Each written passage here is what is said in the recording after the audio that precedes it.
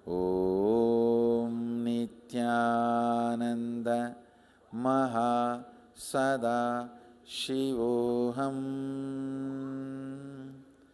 Om Nithyananda Maha Sadashivoham. Om Nithyananda Maha Sadashivoham. Om Nithyananda Maha Sadashivoham.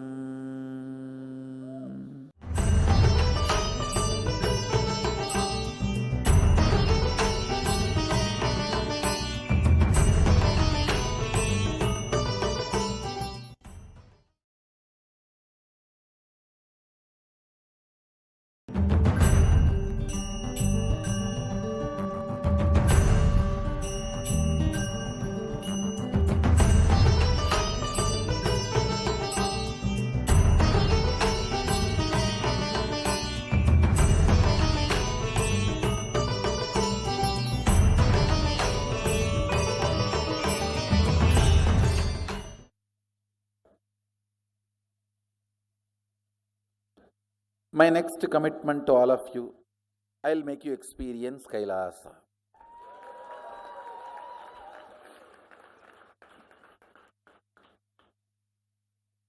The very light of KAILASA removes all the blind spots in the beings.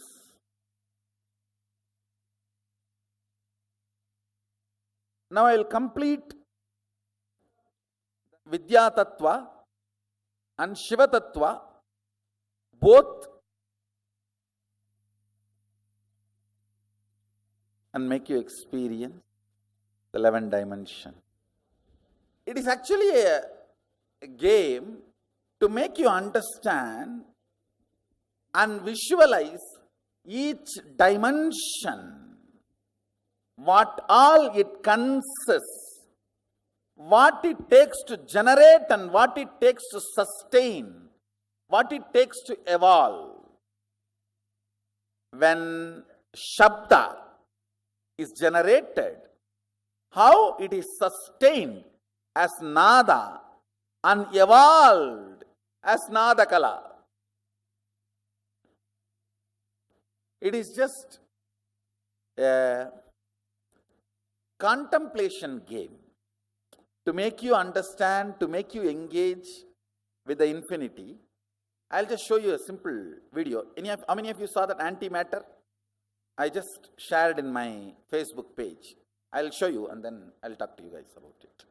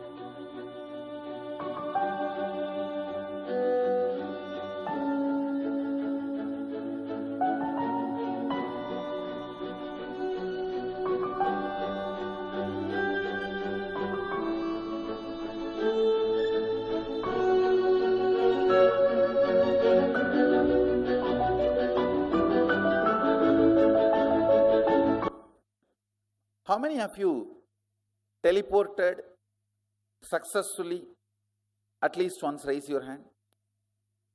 All of you already produced antimatter.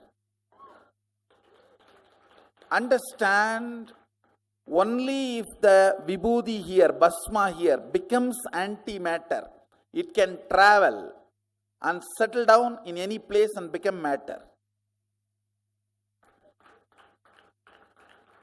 Listen, I'll project now.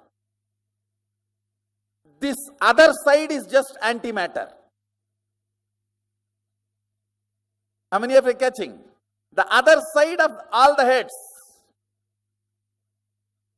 Avyakta.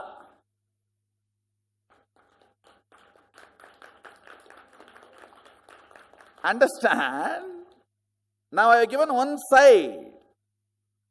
The other side is avyakta. Avyakta means antimatter, unmanifest, which exists but does not have any of the positive perceptive qualities of this vyakta. Listen, vyakta means which exists and can be perceived with a positive definition. With the positive definitiveness which you can perceive is manifest, vyakta.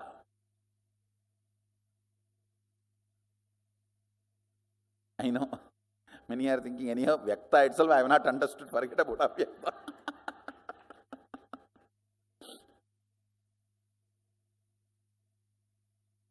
ஏண்டா மேக்ஸில் 100 mark வாங்கின, இங்கிலீஷில் ஏண்டா 20 mark வாங்கியிருக்க, அது பக்கத்தில் உட்காந்து எழுதுன கேள்றா, என்ன ஏண்டா கேட்குற? Means one father is asking his son, in maths you took 100 mark, why in English only 20 mark? Father, you should ask that to the fellow who was sitting next to me and writing the exam, not to me.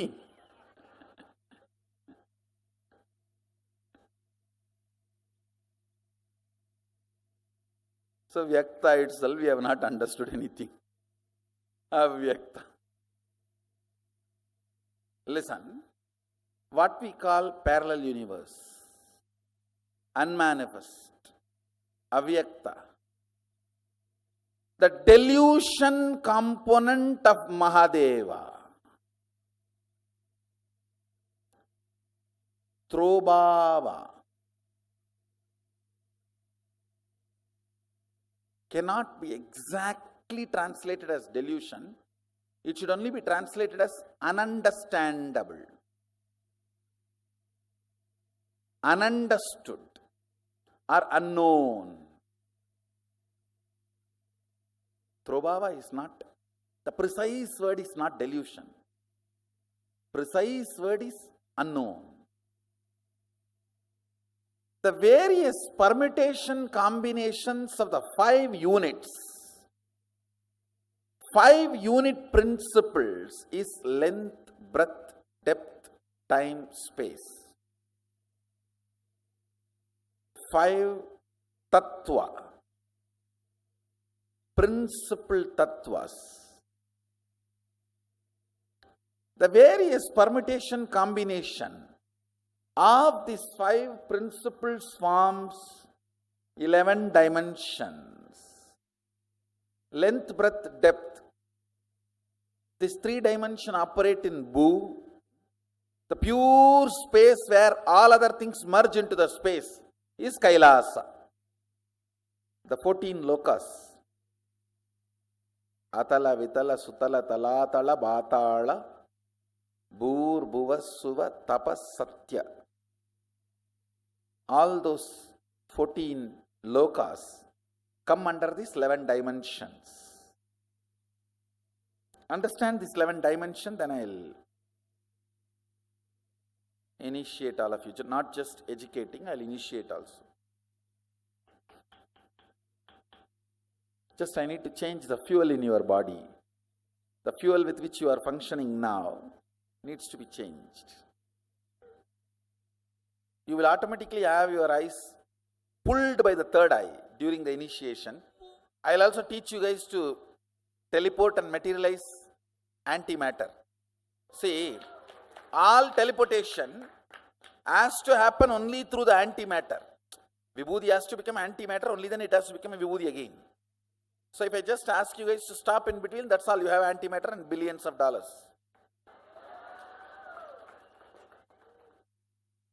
Now I am really going to work with them and give them antimatter.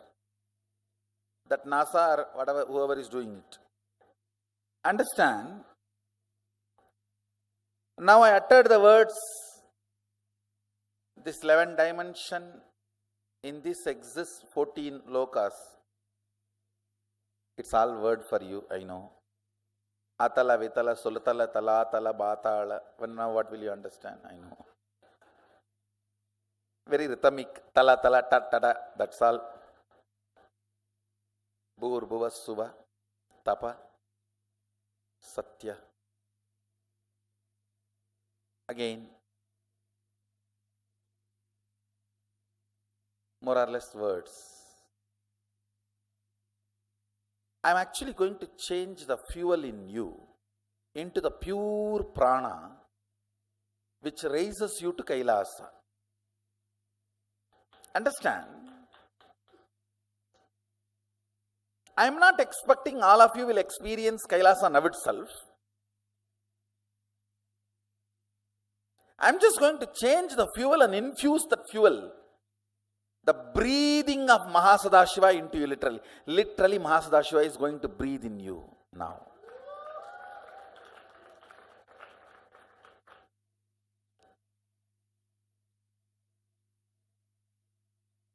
I am expecting it will take 1 or 2 muhurta. Muhurta means 1.5 hours is 1 muhurta.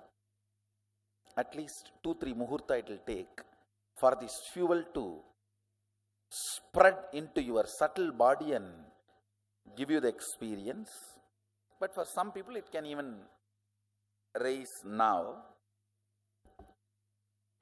Decide to put both your eyes into your third eye. Both your eyes are just identity, understand? It's not an organ. Only when you open it, you operate.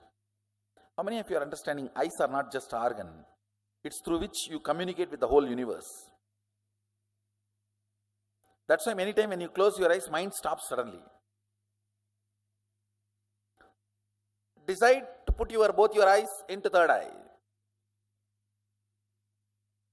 If your eyes get closed, it's okay. If your eyes don't get closed, it's okay. That's what is Dakshinamurti Mudra. Dakshinamurti puts both the eyes on the third eye. So half eyes will be closed and half eyes will be open.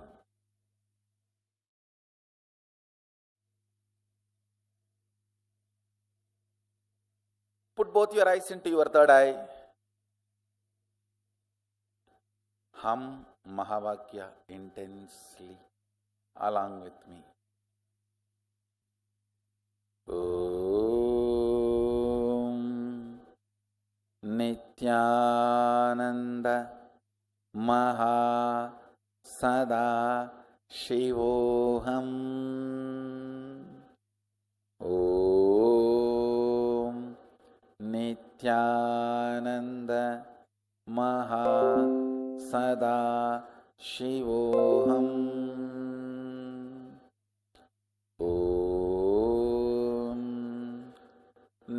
Nithyananda Maha Sadashivoham. Om Nithyananda Maha Sadashivoham.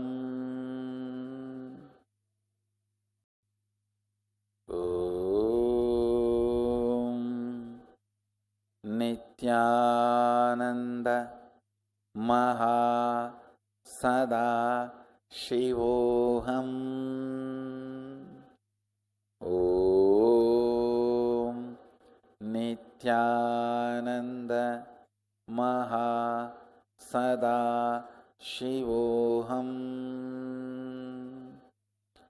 Om Nithyananda Maha Sadashivoham.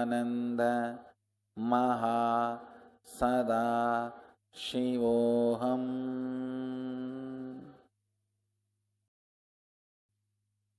Om Nithyananda Maha Sadashivoham. Om Nithyananda Maha Sadashivoham. Om Nithyananda Maha Sadashivoham. Om Nithyananda Maha Sadashivoham.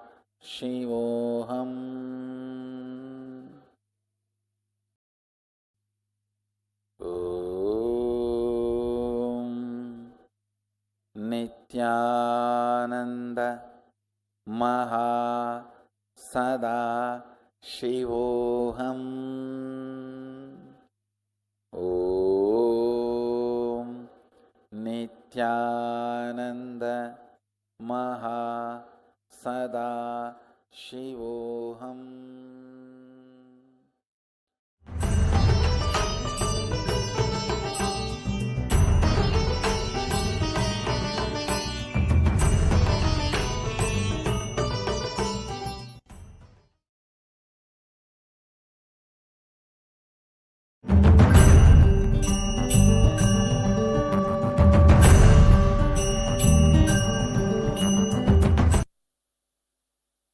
I welcome all of you for this Shiva Tattva and Vidya Tattva session.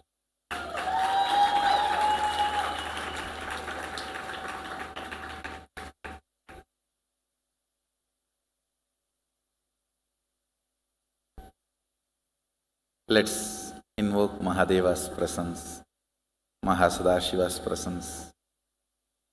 Let him bless all of us and allow us to understand him in us in him.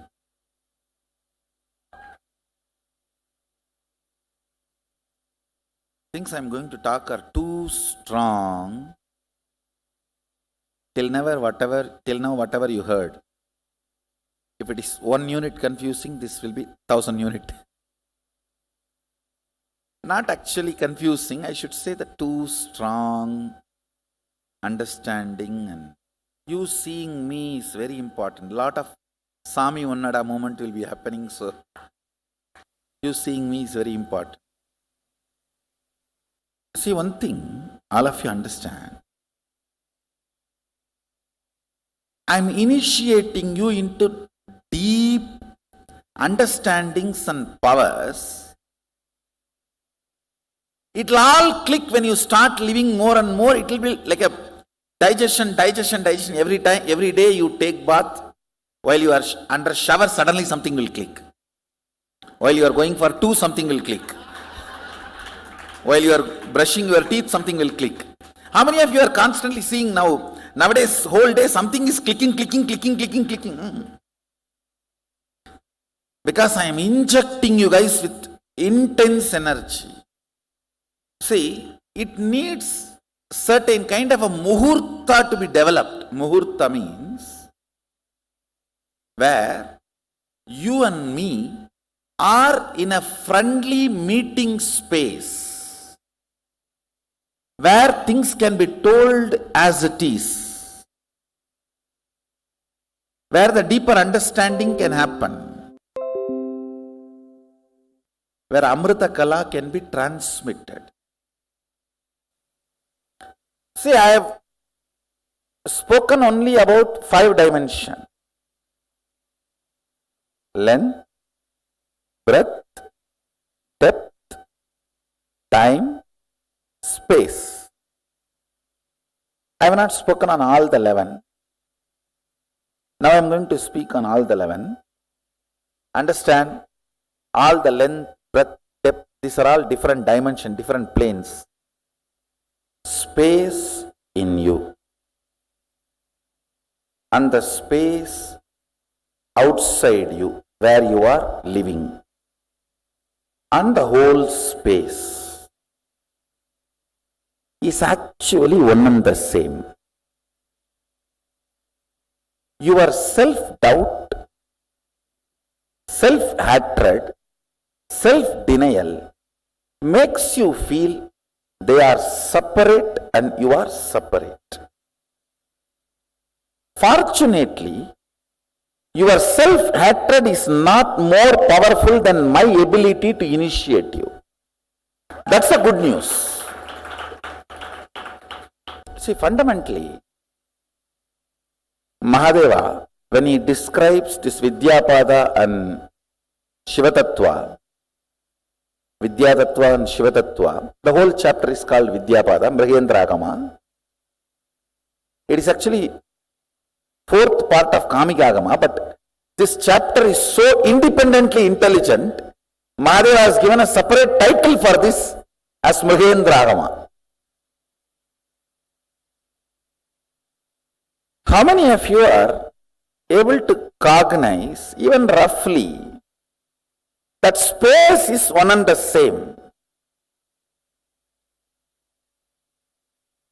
Chidakasha. Chidakasha is the space where you are living. Daharakasha, Chidakasha, and Mahakasha.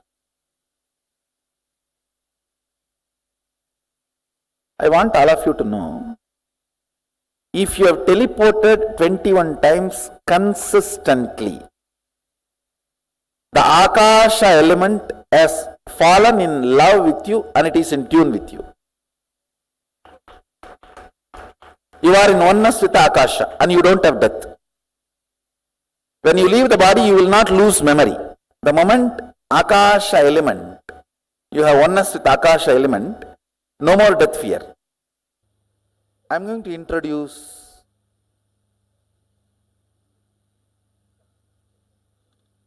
Mahasadashiva, all his aspects and dimensions. Even if you don't intellectually catch it, it's okay. Just sit. At least let your intellect knows he is beyond your intellect. Even that is also in a way catching it. Knowing that you can't know it also is in a way knowing it.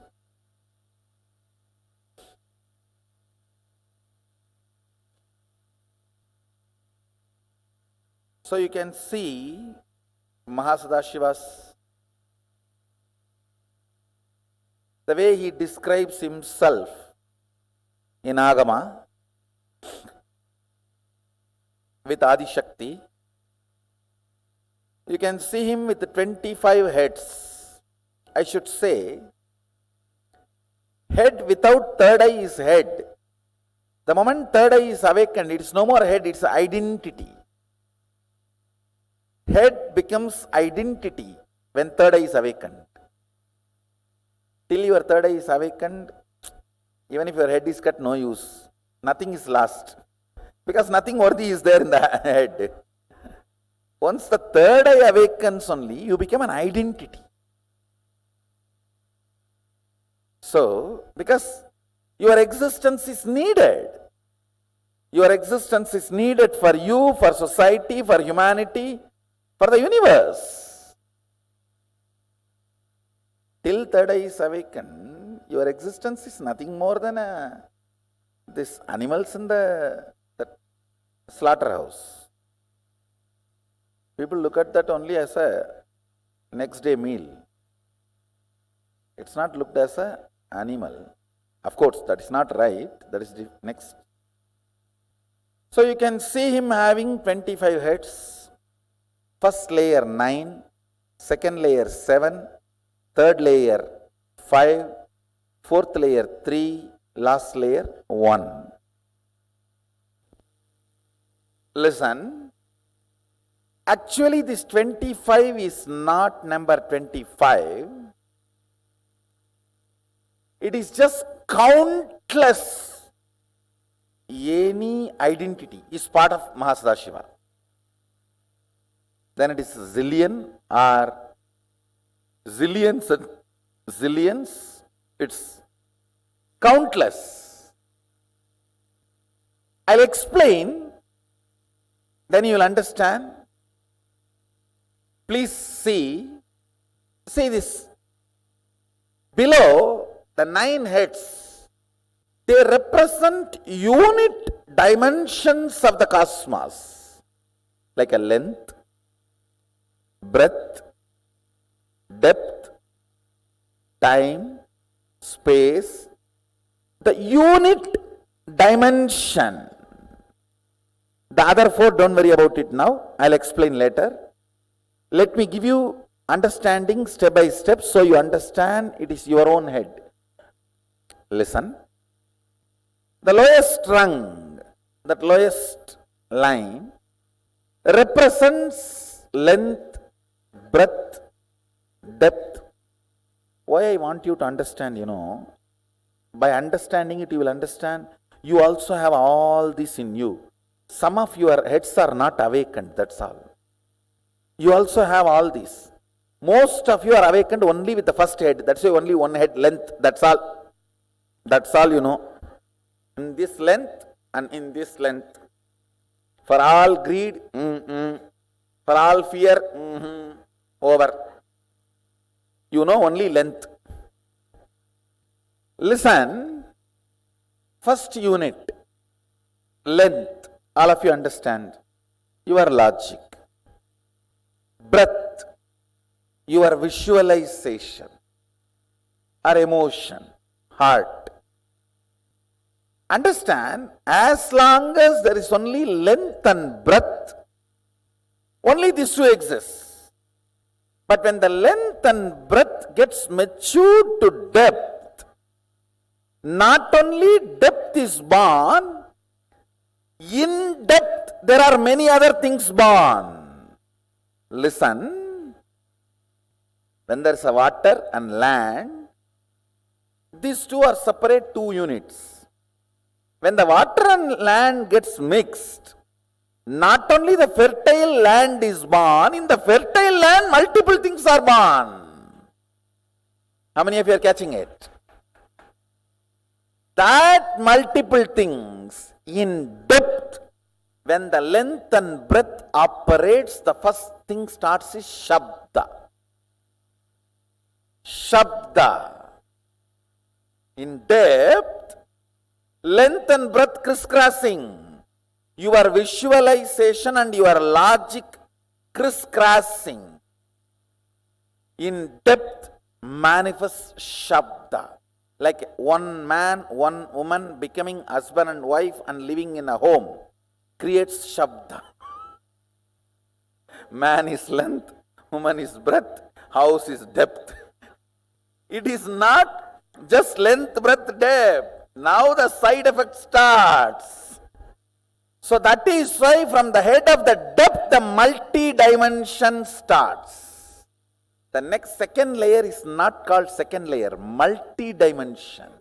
Listen, because in that Shabda head, it is not one head, it is inclusion of length, breadth, depth together. So how many heads? So 4 put together is represented by one identity. Length, breadth, depth, all these are unit dimension. It is called Tattva. Unit. Listen carefully. Just now you all understood this Shabda head. This head. All of you are able to see the Shabda head. That is 4 in 1. Am I right? Which is not. Listen carefully. To give you the first initial understanding, I told that is 4 in 1. Now listen. Length is 1. Breadth is length, breadth plus breadth 2. Then depth is length 1, breadth 2, depth 3. So how many? When the depth is 6, how can Shabda be just 7? How many of you are understanding? Listen. So now, 1 length, 2 breadth, 3 depth, put together goes into multi-dimension.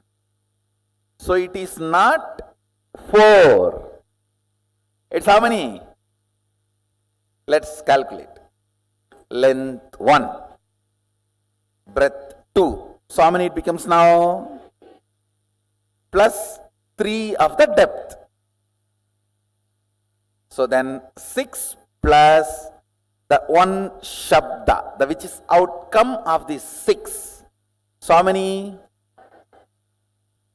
Shabda is not 1. Shabda is how many? 7. Listen. 7 plus this 3 plus this 2 plus this 1. How many of you are getting? So what is the Shabda number? When you look, 13. When you look superficially, how it looked?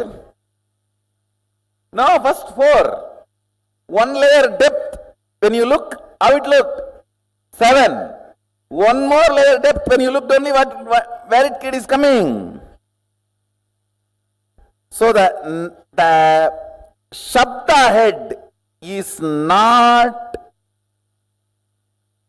7. You see how it describes, when you look in the front, 9 faces appear. When you look in the side, again 9 faces appear. When you look in the back, 9 appears. When you look this side, 9 appears. Then it is round pyramid structure. 9, any side if you see 9, it does not mean 1 layer has only 9. Understand? Come with me. In this calculation, I am teaching you depth. How universe multiplies. How life is multiplying. Shabda. Tell me now. Length is 1. Length 1. Breadth 2. Depth 3. So in depth, how many heads are there? So now, this gets into Shabda, where Shabda, when it is, see, till your child is born, he is part of both of you. The moment he is born, he is one independent entity. The moment Shabda is born, he is independent entity having who all? Length 1, breadth 2, depth 3 as part of him. Because he has become independent, he himself has 1 more length, 1 more breadth, 1 more depth. Everyone is catching? So it is not plus, it is multi. Universe is multi-dimensional, not universe. The word is itself is too small. Multiverse is the right word. Now, when time is added to the length, breadth, depth, the next dimension, next unit is time.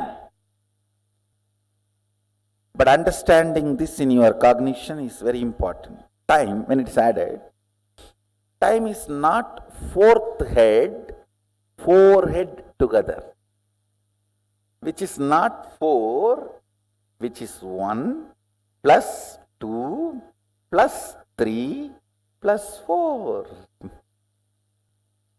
Because time is born now, it is 4.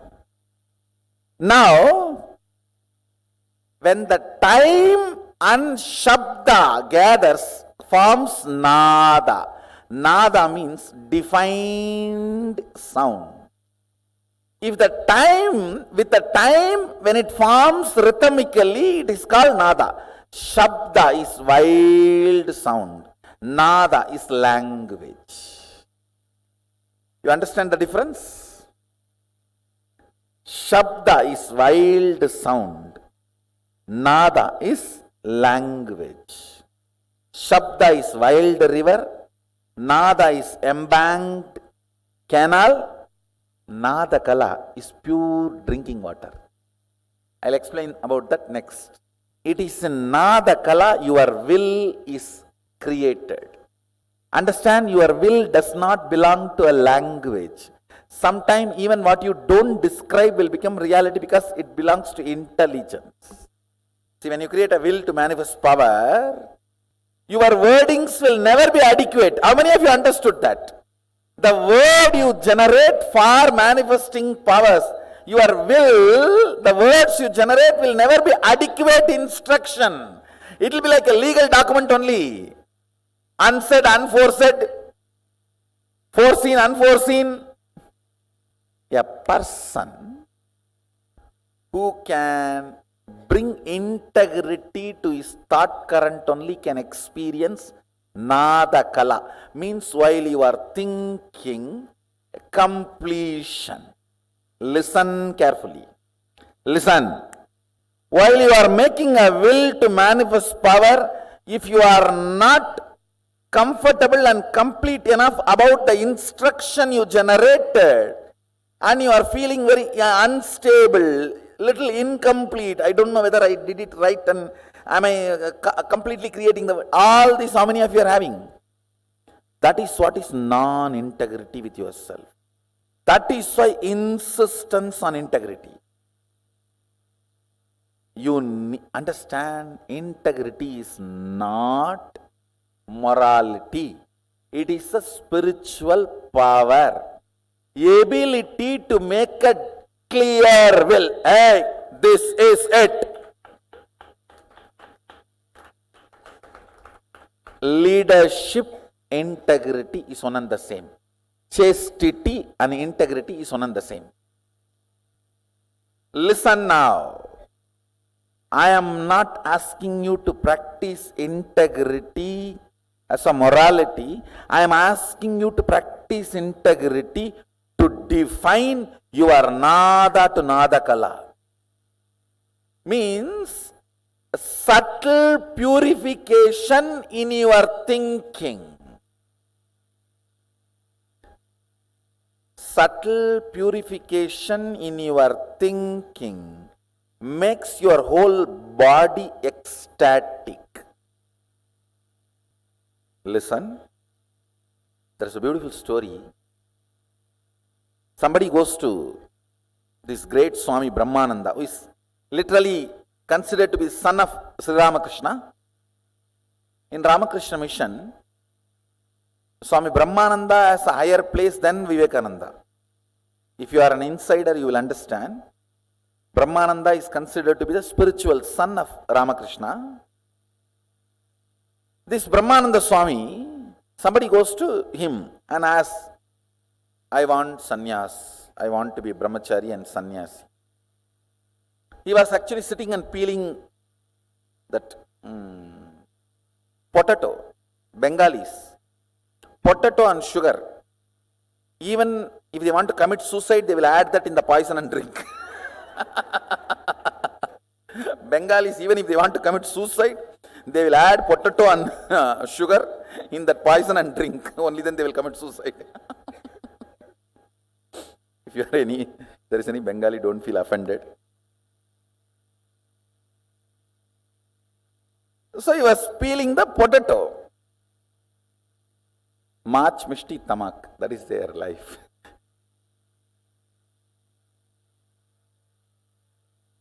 He gave that potato to that boy, young man, and asked him peel.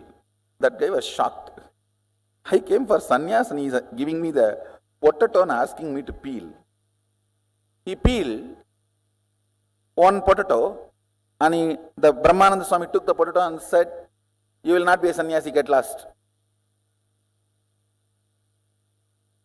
I won't admit you in the monastery. No admission, rejected, get lost." He says this only. The subtle clarity in thinking, a level of integrity is required for chastity. Sometimes my administrators who work around me, I'll tell them, the person would have done a mistake in accounts department. I'll say, hey, she's not chaste. He is not a brahmachari. There's a hole in the pot. He cannot be sannyasi. They will think, how can I make such a big observation for some 30 rupee, 40 rupee accounts missing? It is not what has happened. It is from where it has happened. The Nada Kala.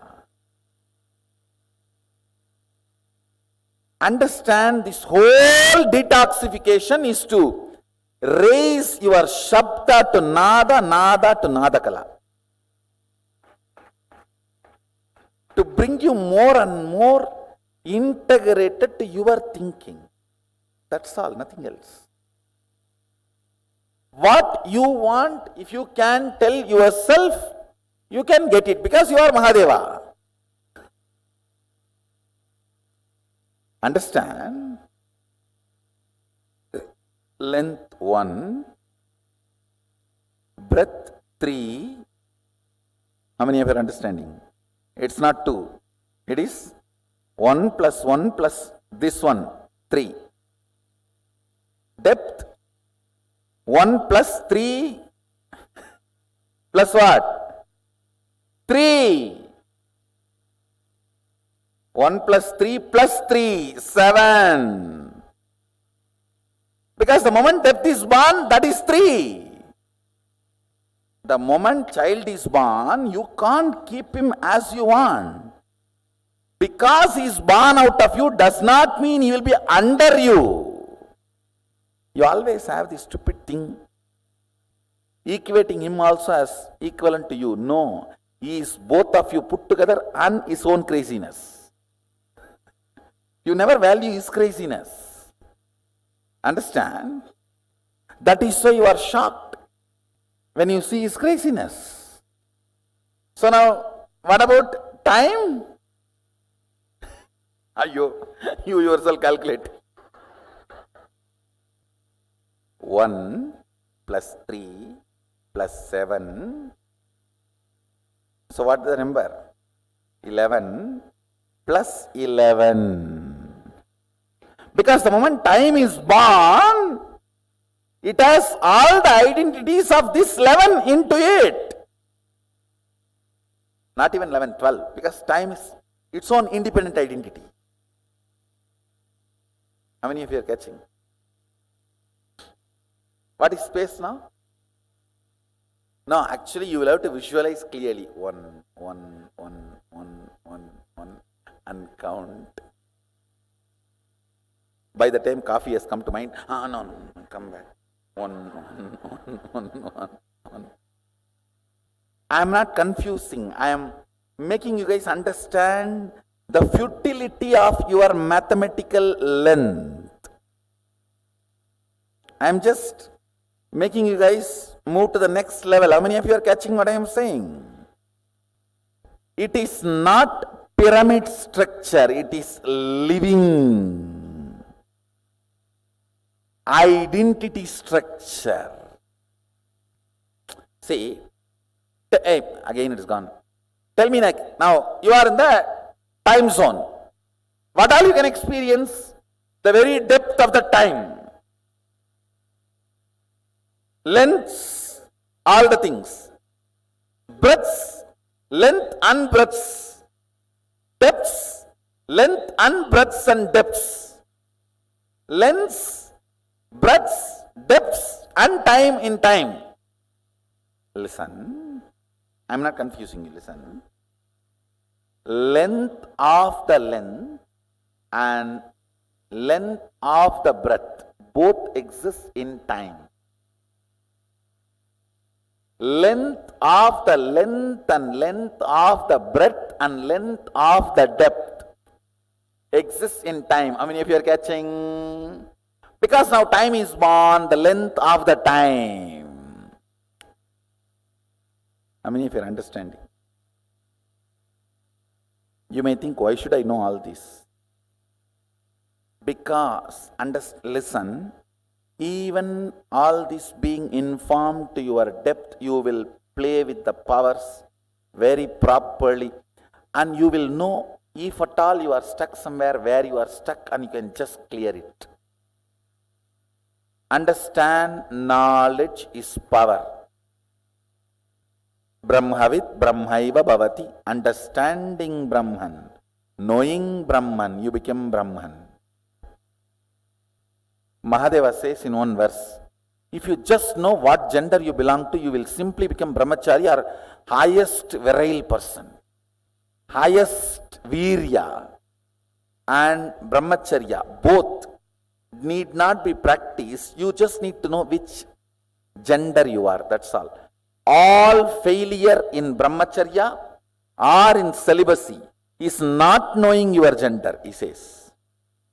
Just you know your gender, you are brahmachari or the most virya person, powerful person.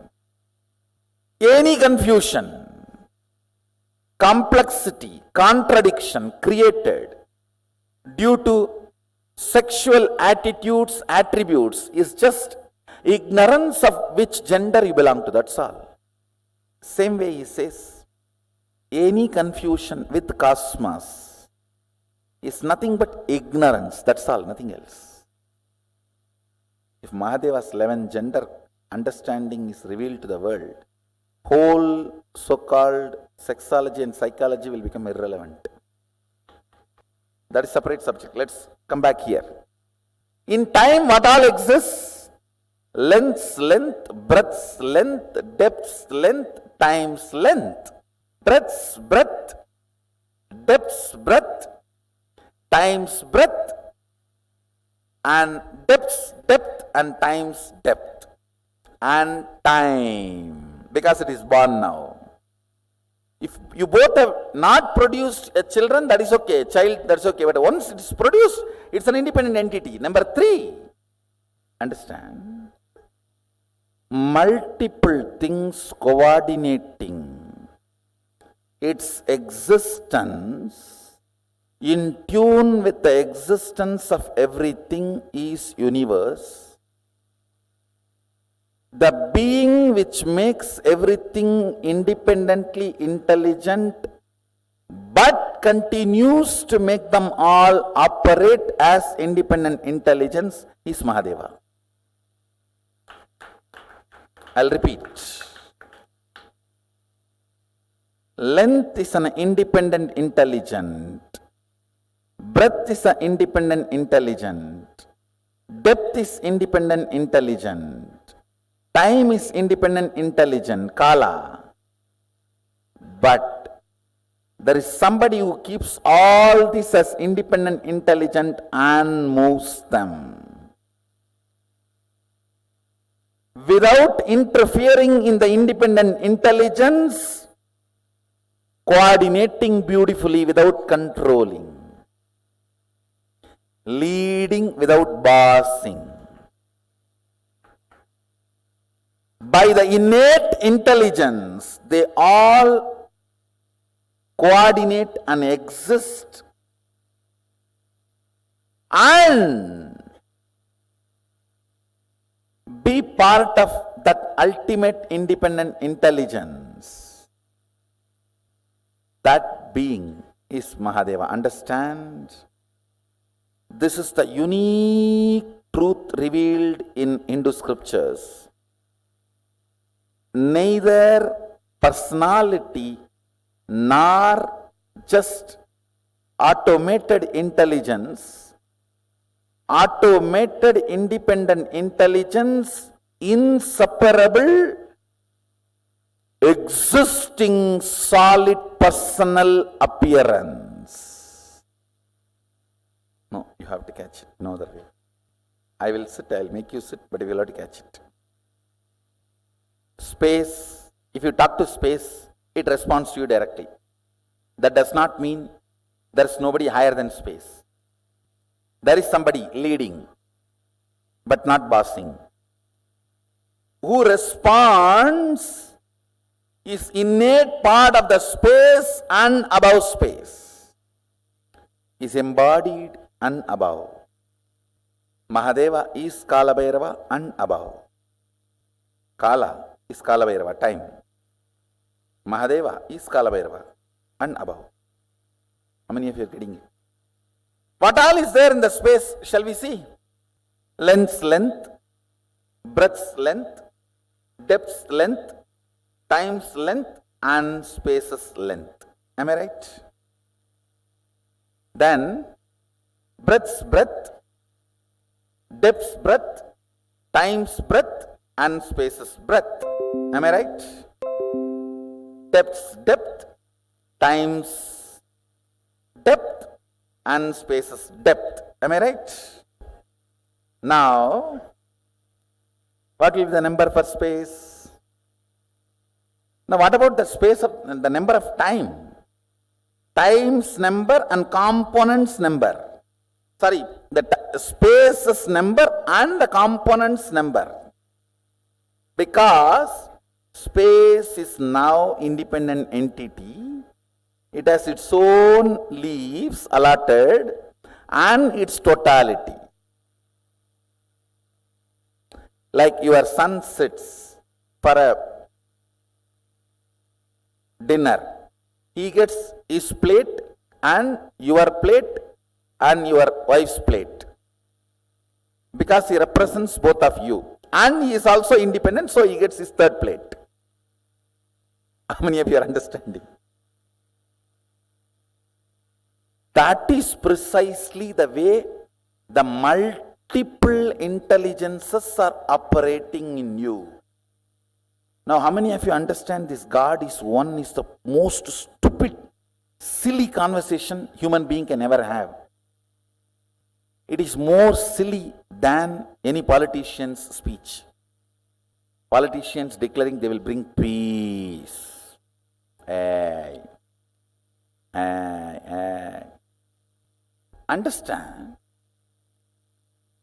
Not being afraid of multiple intelligence existence, consciously knowing that there is a coordination, it is not chaos, it is order in the whole chaos, brings tremendous restful awareness in you. There is an order. One of the biggest problem all of you have is, when I make a will to have a health, I am doing it, it's manifesting. When I make a will to manifest even third eye reading, I am manifesting. When I make a will to manifest wealth, why I am not doing it? How many of you have this conflict? In some zone my will is manifesting, in some zone my will is not manifesting. Understand? The moment your will is manifesting in one zone, the order has started happening in you. Now it is only the question of healing happening in all the regions where you have committed the damages. If you can heal your headache, I guarantee you can raise your bank balance.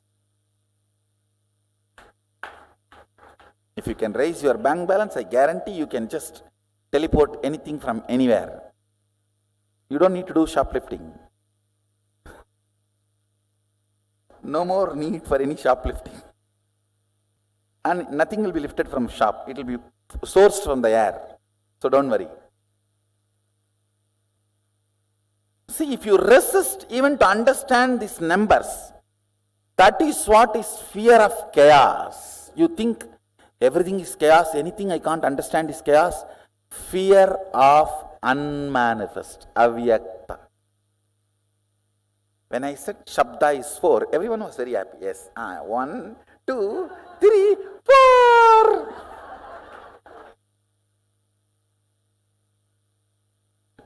And I said, no, it is not 4. Now, fundamentally, I want you to know, breath is length, breadth put together and its own independent existence. Understand? See, length, breadth. Is this going in this direction, in this direction, in this direction, in this direction? Fundamentally, what I am trying to convey, ability to increase the frequency of your existence, ability to be present without getting overwhelmed. Confusion is okay, overwhelming is okay, that is also part of one of your head, which is unmanifest. Your own head of logic is trying to grasp your unmanifest dimension. There exists confusion, which is not something away from you, as Mahasadashiva, all both exists in you. This length which is trying to understand, and the depth which is non-understandable, and the confusion generated which is avyakta, unmanifest, during this whole process. How many are understanding? Getting comfortable with your inner space, knowing it is too large to be judged by you. Even though he is sitting with Adi Shakti, he is the ultimate brahmachari, sannyasi. Even though he gave this whole agama, he is in eternal silence, mauna. Listen carefully. Can you guys understand this? Put the number for space. Then put the number for shabda.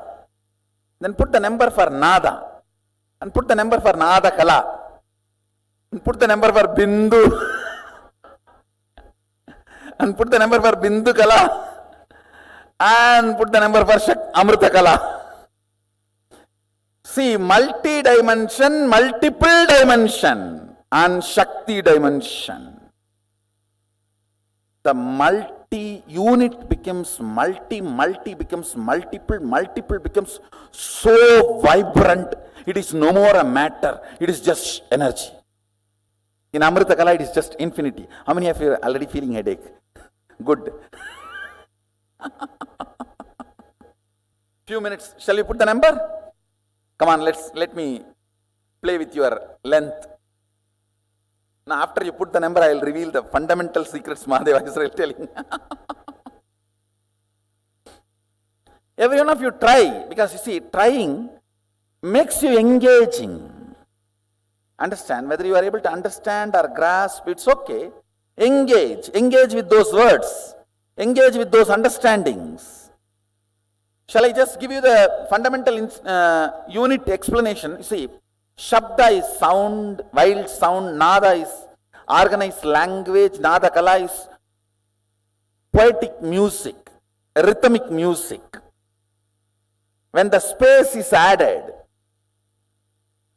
when the time is added to sound, it becomes language. When the space is added to the sound, it becomes music, or vibrant, alive, living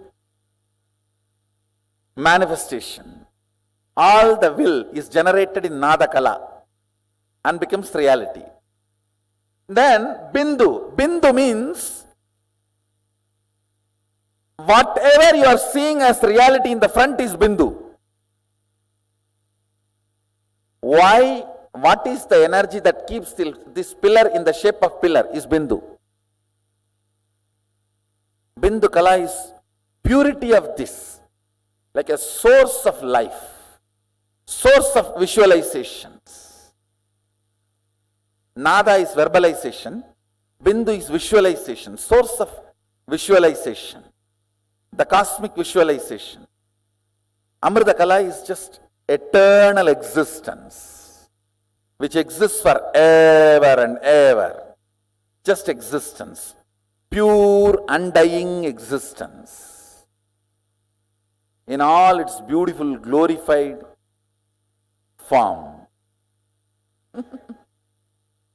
Let's see how many of you are going to use what all formulas to.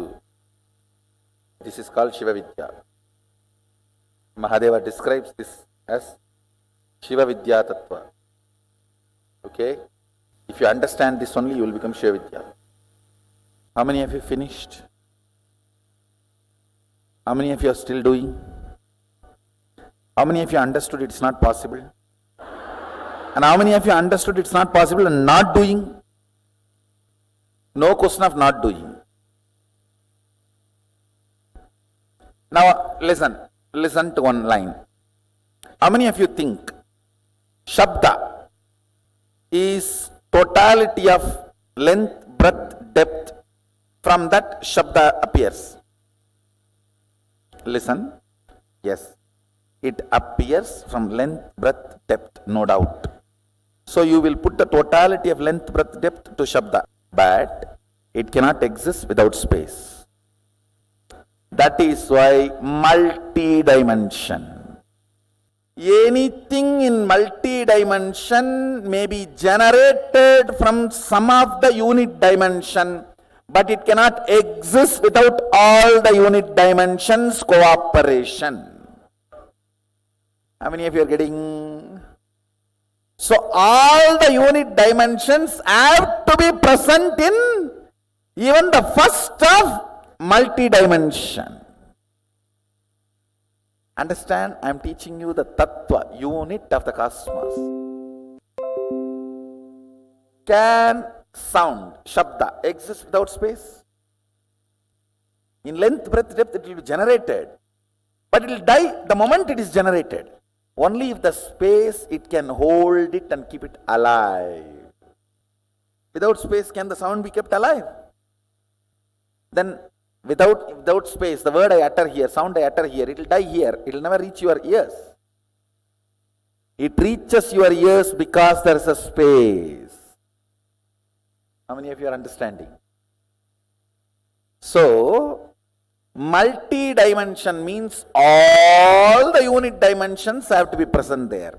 Multiple dimensions means all the unit dimension and multi-dimensions have to be present there. Now calculate.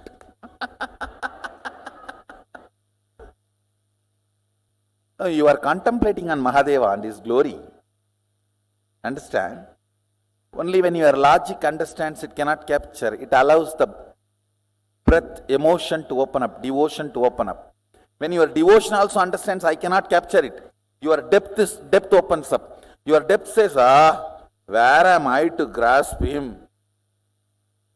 Then your time opens up. Your time, when it goes crazy, the space opens up. The space only creates oneness.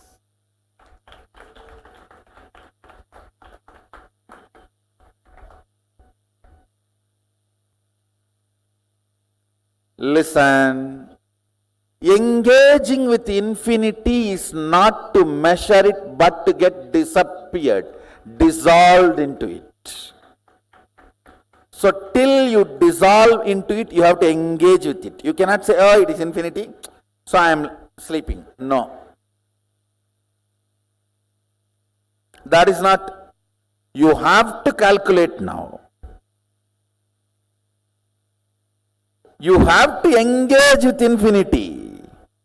Oh, it is infinity, I came to conclusion I am sleeping, is Vedanta. No. In Agama, you engage with infinity. Each of you, the numbers you arrive, that many number of powers you are going to manifest. Then decide. Engaging with Mahadeva. He is proposing, will you become me? Understand, engaging with Mahadeva, engaging with infinity. Few minutes, understand. How many of you are engaging with the infinity? Let's gather for next session. Thank you. Be blissful.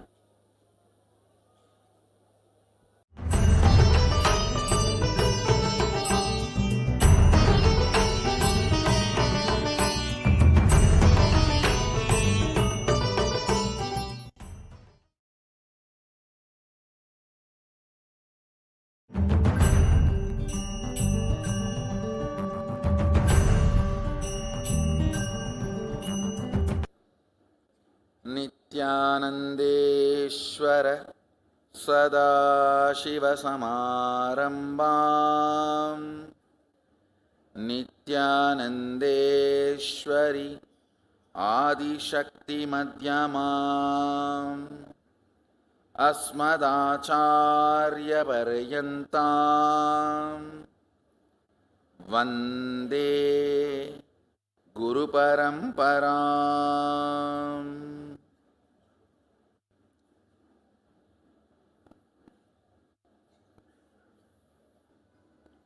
Now I am going to enter into the exact dimensions, that 11 dimensions. So let's remember Mahadeva and request his presence. For us, he is avyakta, unknown. So he only has to reveal his grace by being here and making all of us experience him. Let me introduce the first dimension. Dimension means aspect of the universe. See, 25 aspects of you only is the 25 states of consciousness. Now internalize. 25 aspects of you is the 25 states of consciousness. 25 aspects of you is the 25 states of consciousness. 11 aspects of the universe is 11 dimension. 5 aspects of God is Panchakritya. First dimension, it's called length. Listen. Each of this dimension has its own tattva, unit. Sometimes we think why these complicated theories need to be understood. I am a simple devotee. No. You trying to be cozy with your ignorance does not qualify you as devotee. If you are a simple devotee, listen to whatever I am teaching and imbibe it. That is what is simple devotee. Trying to be very cozy with your ignorance. Ignorance is not cute. Ignorance is not cute. You need to catch. You need to understand because you are an adult. Understand? As an adult, you need to qualify yourself to live same way as a consciously matured being. You need to understand the fundamentals of the universe to move to the next level. Yes. Oh, I am a simple man. I don't even know how to drive car. Okay. Then be in some remote village and rot and disappear. That is not going to be the life.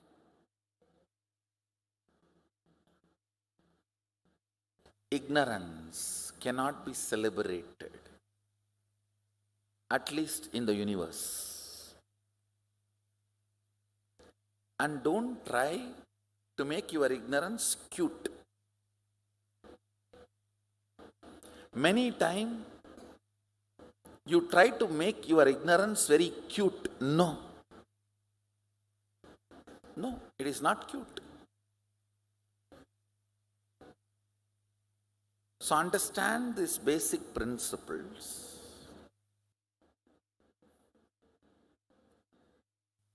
Length.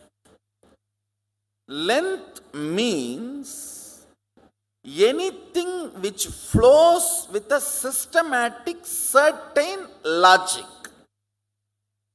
Whether 2 plus 2 is 4, or if you add this acid and this acid, this is the product. comes out. This chemical and this chemical, this is the chemical comes out. Anything repeatedly flows in the same logic is length dimension. Whether 2 plus 2 is 4 or the Ganga moving from Gangotri to Ganga Sagar. It's all logic. Listen carefully.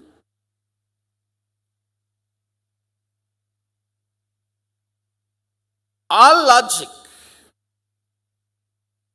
which moves systematically comes under length dimension. If I introduce other 2-3 dimensions, then you will understand. You will be able to grasp the depth of each dimension. Length dimension is a power by itself.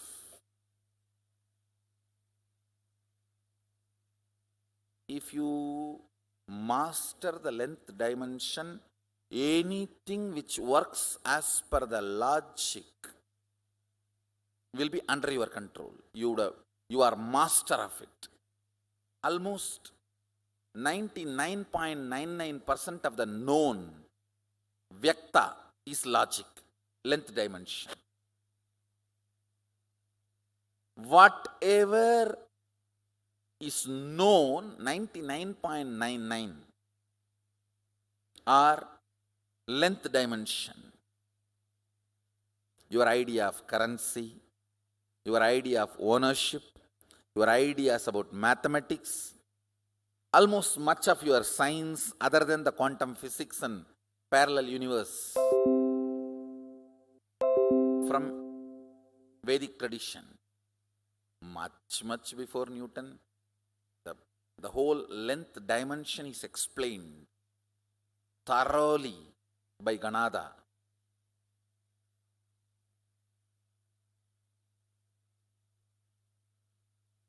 All this which functions with a clear logic is a length dimension.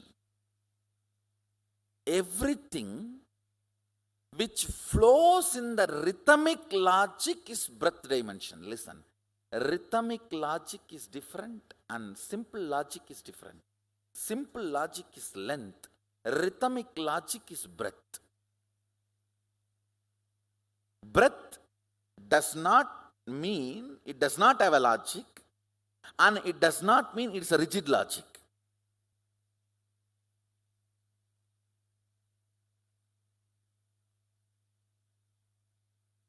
See, I want you to know these dimensions, only then I can take you to the next level of experience. Otherwise, when I give you the experience, you will be overwhelmed. See, with understanding about these dimensions, you yourself will know how the powers are manifesting. And you will start playing with them. You getting comfortable with your consciousness and manifesting powers will start happening once you understand these 11 dimensions. Now, see, I have a responsibility. I have to give you this knowledge without giving you suffering.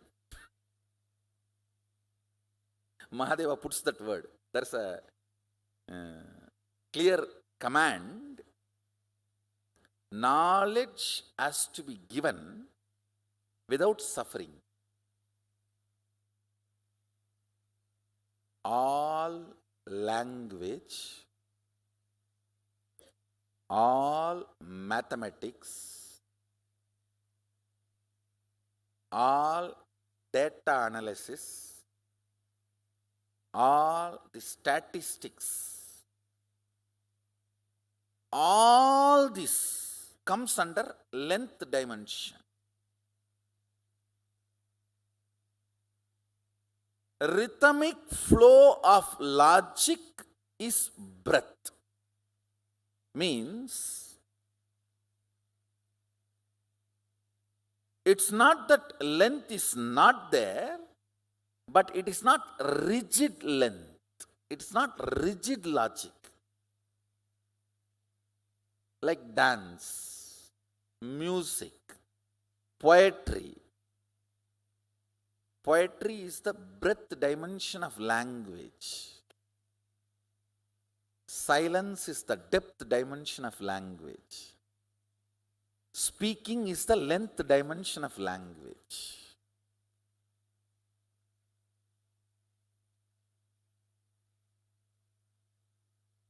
Mathematics is the writing dimension of length. Painting is the breadth dimension of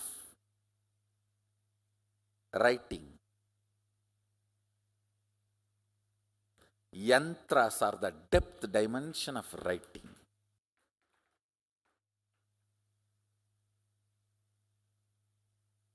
Listen.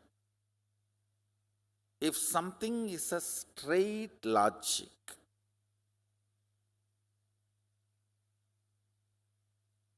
it is called length dimension. Almost there is no blind spot. Same way, there is no depth. Listen carefully.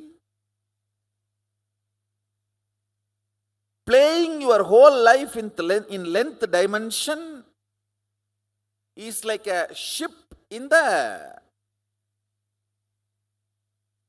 port, shipyard.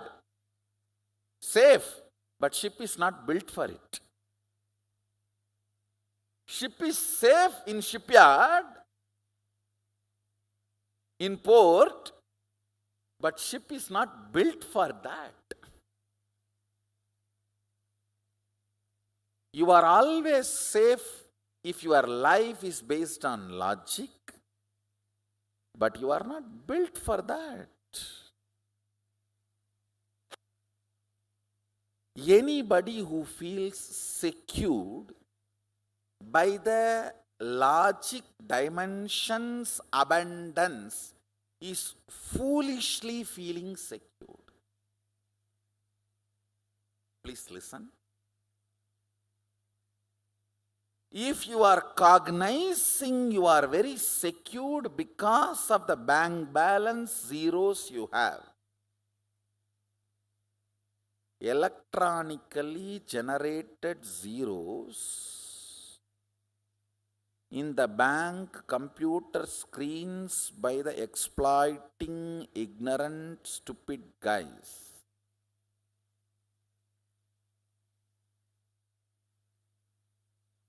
if that is giving you the concept of security, you are stupidly secured. I am not saying that money cannot give you comfort. Yes, it can give you many things which you cannot buy without it, no doubt.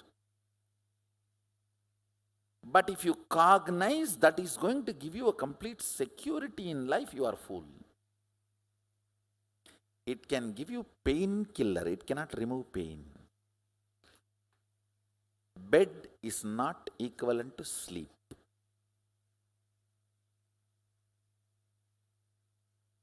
When you don't have bed, you equate bed to sleep. Only if you have multi-bedroom house, you will understand bed is not equivalent to sleep.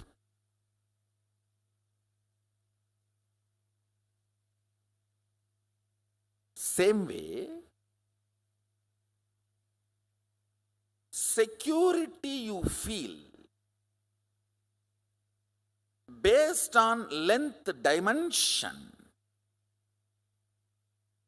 is the security ship feels in the port.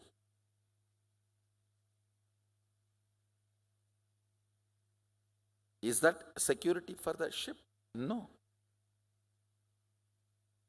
security of the ship is its ability to handle everything of the ocean.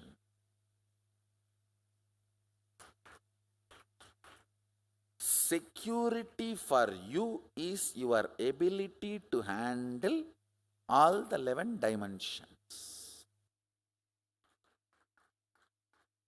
If you don't tumble down in the 25 states of consciousness, you are secured.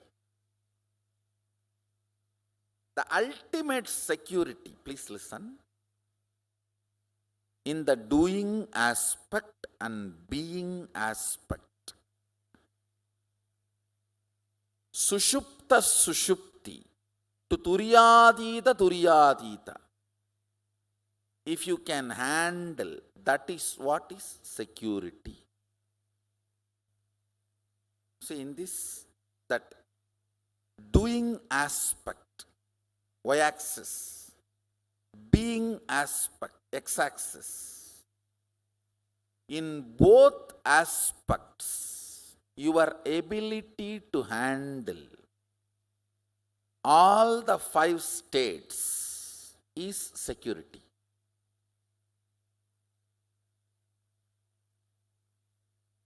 Anything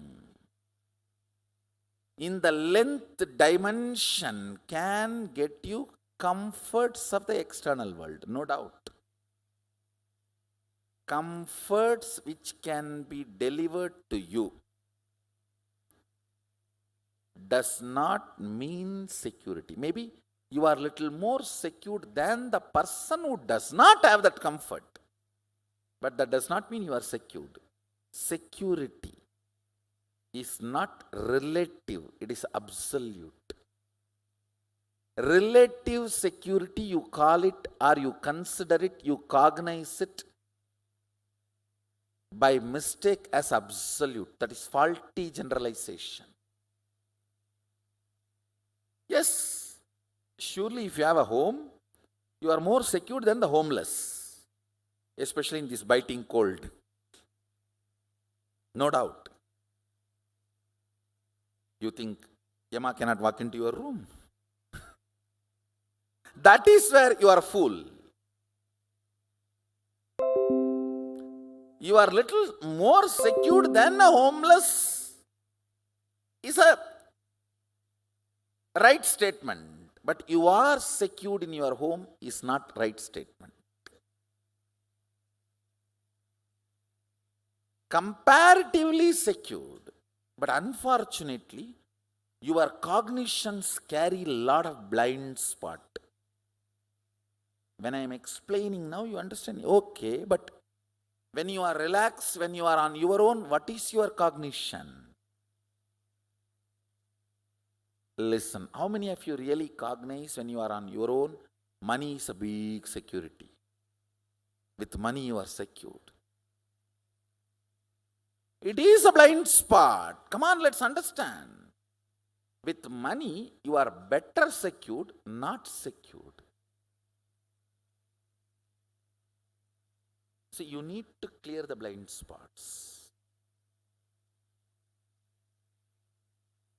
Many of the blind spots, when they are cleared, they manifest as power. Listen. When you treat money cheaply, it just follows your feet. No, really. Money is not Lakshmi. Your ability to treat money cheaply is Lakshmi. Very cheaply, abusively. Almost like,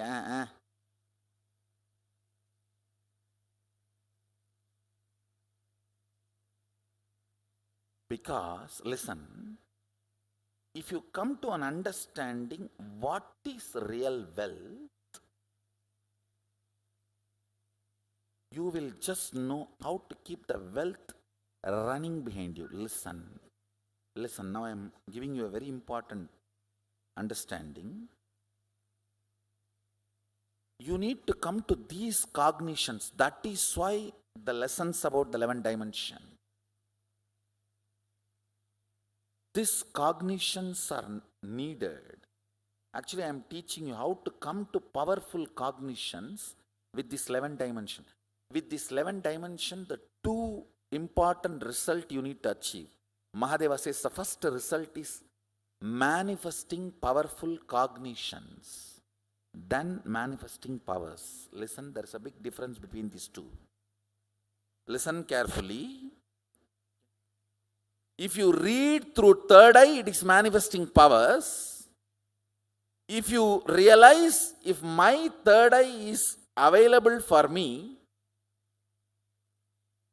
it is available for me because my third eye is connected to Swamiji's third eye.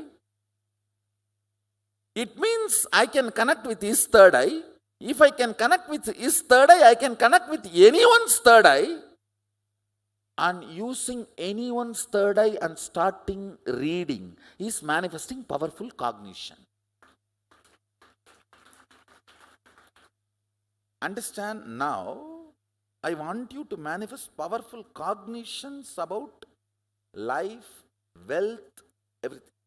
What is wealth, The number of hours you are able to be alive intensely a day is your wealth.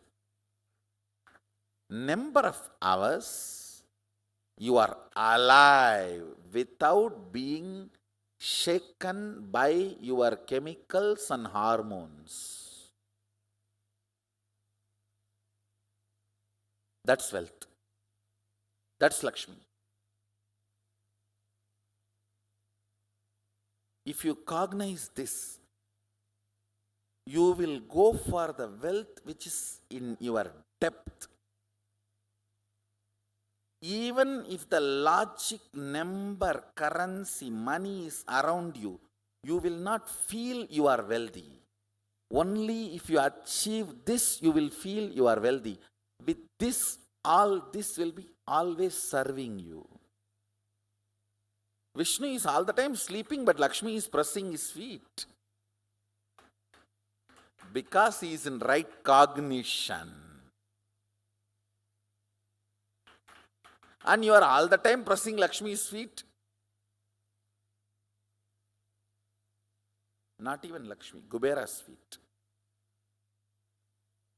Whether in your thinking, in your doing, in your being, in your lifestyle, if it is all about logical flow, you are a superficial person, Shudra.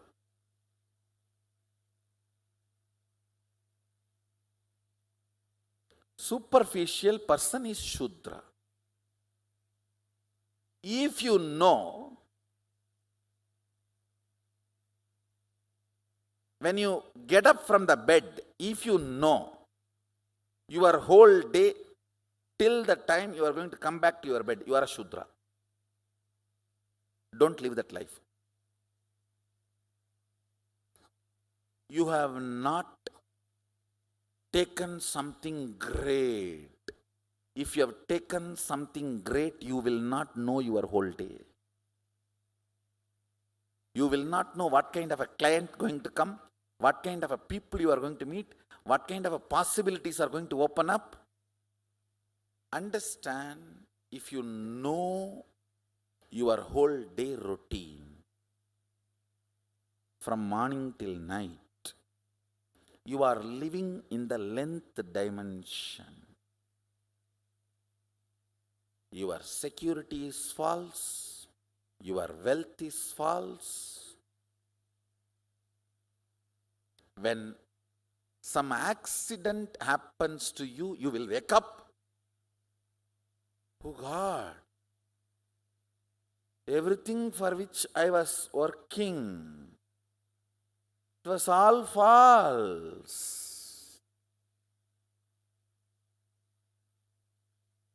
I will strongly recommend you be your own boss. Really.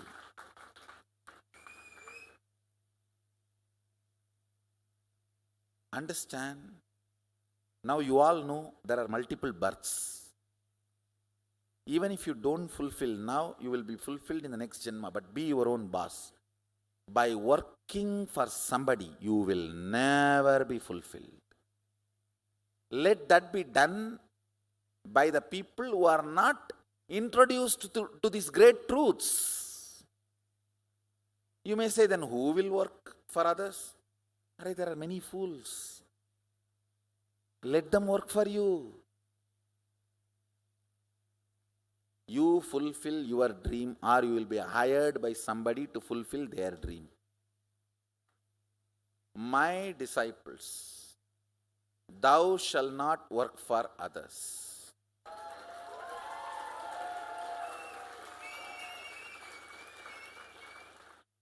When you get up in the morning,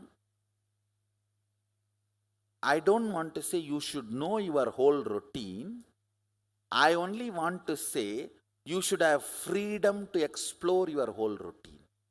If you know your whole routine means somebody is dictating your whole routine. You are a sutra, you are sold. Never bend your body just because somebody has put a name, yoga studio. You will go and bend your body and show everything to him? That is what is going on in many of the yoga studios. Who knows why he designed that step? No, all you guys question. Who knows why he is asking you to do what he is asking you to do? Why you guys never thought in this angle? Now all you guys should put this in the cyberspace, in the social media. Without giving the Shastra Pramana, if your yoga teacher is asking you to do some bending, who knows why?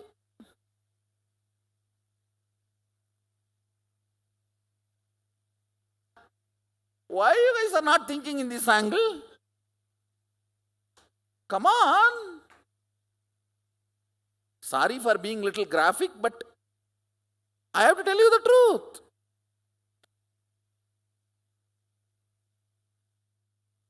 So, first thing, ask your yoga teacher Shastra Pramana.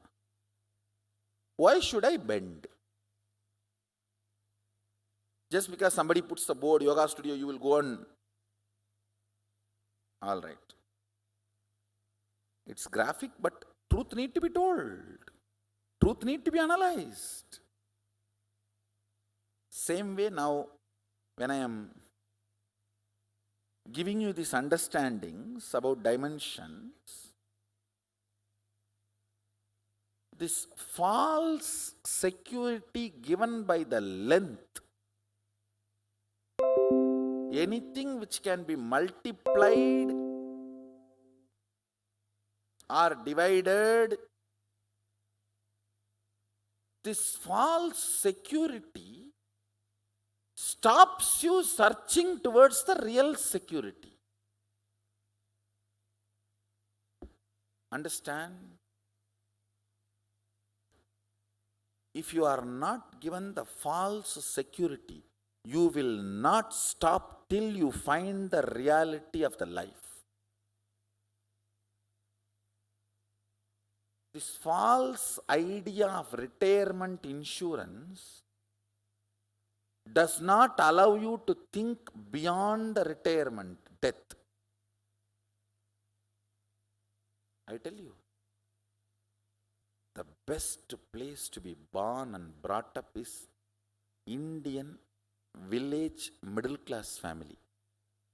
Because there is no security there. You will have to think end to end your retirement, death and beyond death.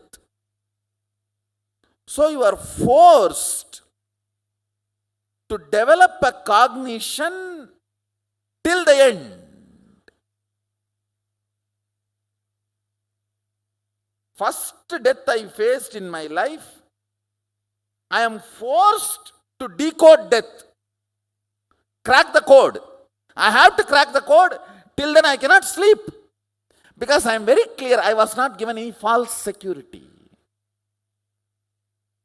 Understand, if somebody has dumped the cow dung on me, saying, oh, a lot of money, we will keep it in the bank, and once you fall sick, we will take you to the hospital doctor will take care, and we will become all right and we will come out. All that stupid theories. The security concept of the logic was not put in my head. The first death I saw, I cannot rest till I decode, till I crack the code of death. Unfortunately, in the modern India, cities are not giving this possibility. The first death I faced in my life, I was shaken, and I am very clear. Only after I cracked the code, I solved it in. I was resting. I was able to rest. Till then it was sitting on the head. Fortunately, nobody was giving me false security ideas. False security idea, listen carefully, is one of the biggest danger you experience in length dimension.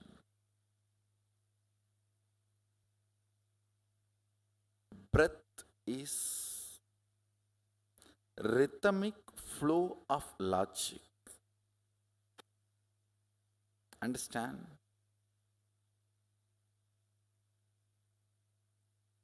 When you enter into the second dimension, breath, many of your rigid ideas are questioned. Like suddenly you fall in love and you don't know why you behave like this. Even some of your own unknown territories, even you do not know you can be such good person. Actually, when you fall in love, that is why you feel so good about you.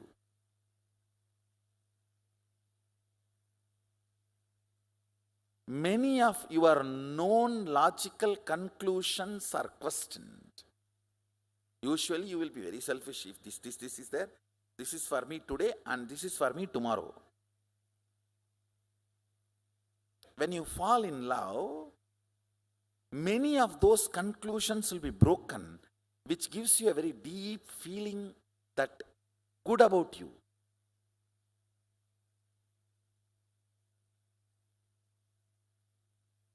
The rhythmic flow of logic, length is breath. All the actions and activities of heart and art,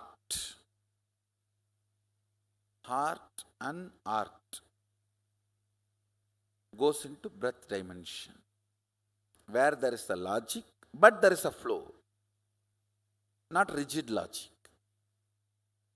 Listen, all your patterns function from breath dimension, not from length dimension. Like if I sit in cold, tomorrow I'll get fever. Because my father had diabetes, I will also have diabetes. This kind of stupid cognitions. All these patterns, I don't know how many of you know, diabetes is not at all a disease. It's a business. No, it's a business. For my grandfather, 150 was high BP. For my father, 140 was high BP. Now for me, 130 is the high BP.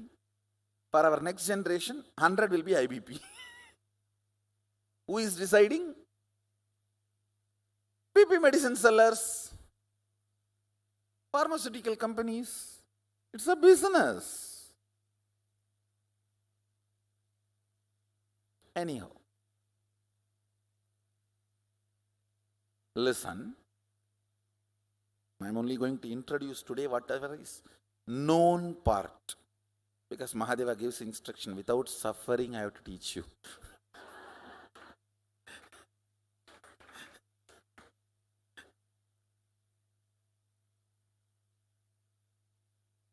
Now, some of the Mahadeva's instructions, you see, he gives instruction what should be given free, what should be bartered, means exchange, what should be businessed, what should be like high priced, what should not be given even if any money is given. He puts different things: education, food, and medical care, 100% free. In these three, you cannot do even exchange. Means you can't even expect respect from the other person who receives it. If you see some of his ideas, amazing, life positive economist. See, economy need to be happening, but it's all about life positive. If medicine is given to the hands of the people who do business, who can be healthy then? It is completely life negative economy idea.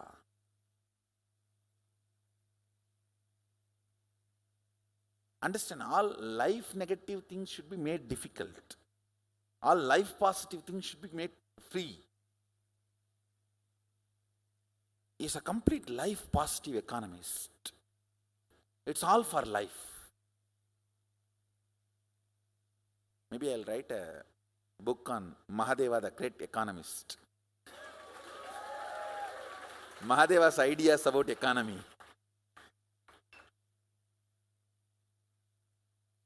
He gives a lot of understanding about why something should be free, why some things should be high priced.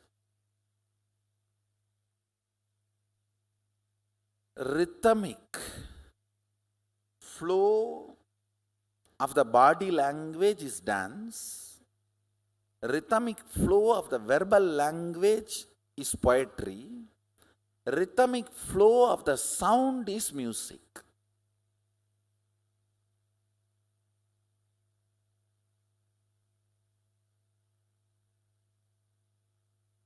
Rhythmic flow of the life is peace, but depth of life is bliss. Peace is not bliss. Understand?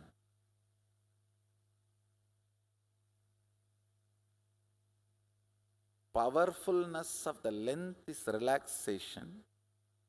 Powerfulness of the breath is peace. Powerfulness of the depth is bliss. Length is your logic, breath is your emotions. What is emotion?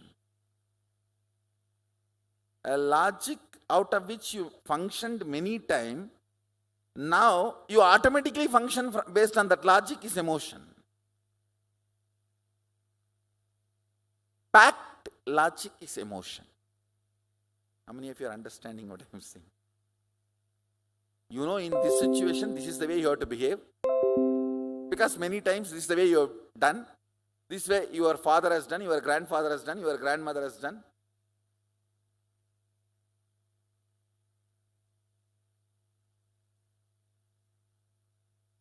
Length repeated again and again, which became your muscle memory, is breath.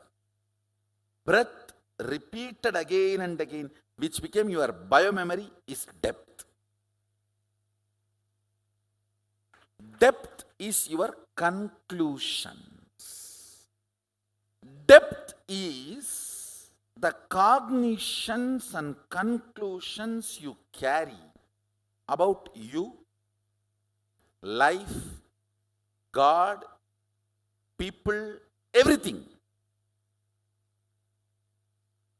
Fundamentally, that is what is your being, what you know as you, but not actually you. Listen, what you know as you, but not actually you. Actual you is Mahadeva. But because that is too big spot, you don't want to park your car there. Oh, that is 11 floor top parking spot. No. I want in my floor parking spot. Length is logic dimension of you. Length is logic dimension of the macrocosm, universe. Listen. Length is logic dimension of you. Length is logic dimension of the universe. I am making two statements.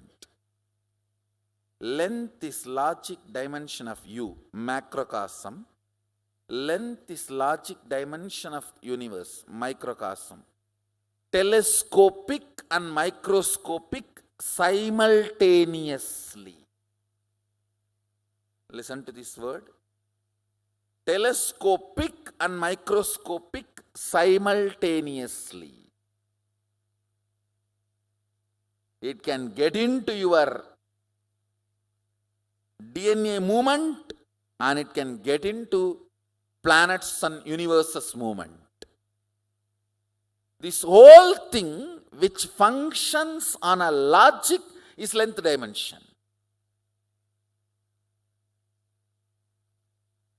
Whether your DNA or the movement of the planets, anything which functions with a logic is length dimension. How many of you are understanding the length dimension?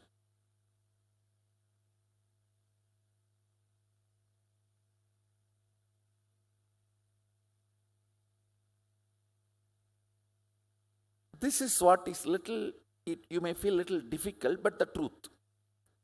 Any logic within you, if you can understand and handle, you can handle anything there. Microscopic powers are always twinned, coupled with telescopic powers. How many of you are understanding? I'll introduce this word, algebraic topology.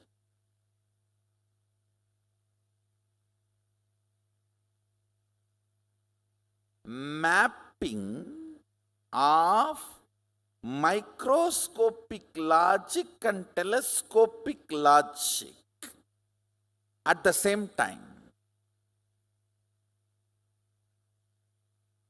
If you can handle your kidney, you can handle Saturn. If you can handle your heart, you can handle the sun. This is where you are feeling little, oh, I cannot handle my heart, so naturally I cannot handle the sun. No.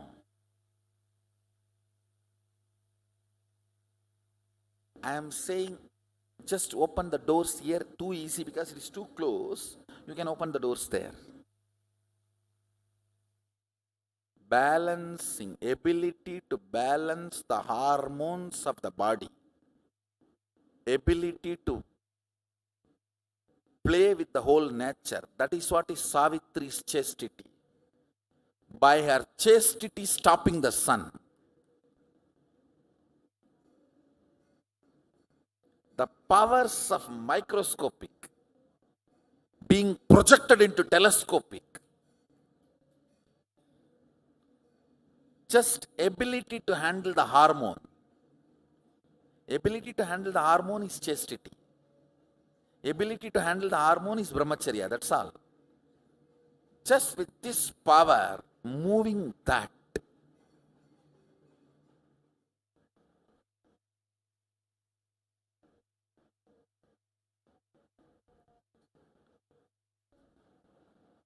repeated logic rhythmically is breath.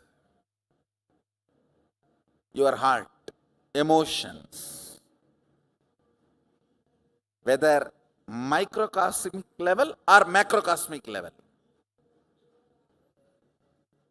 Rhythmic logic in microcosmic level is heart. Rhythmic logic in the macrocosmic level is art.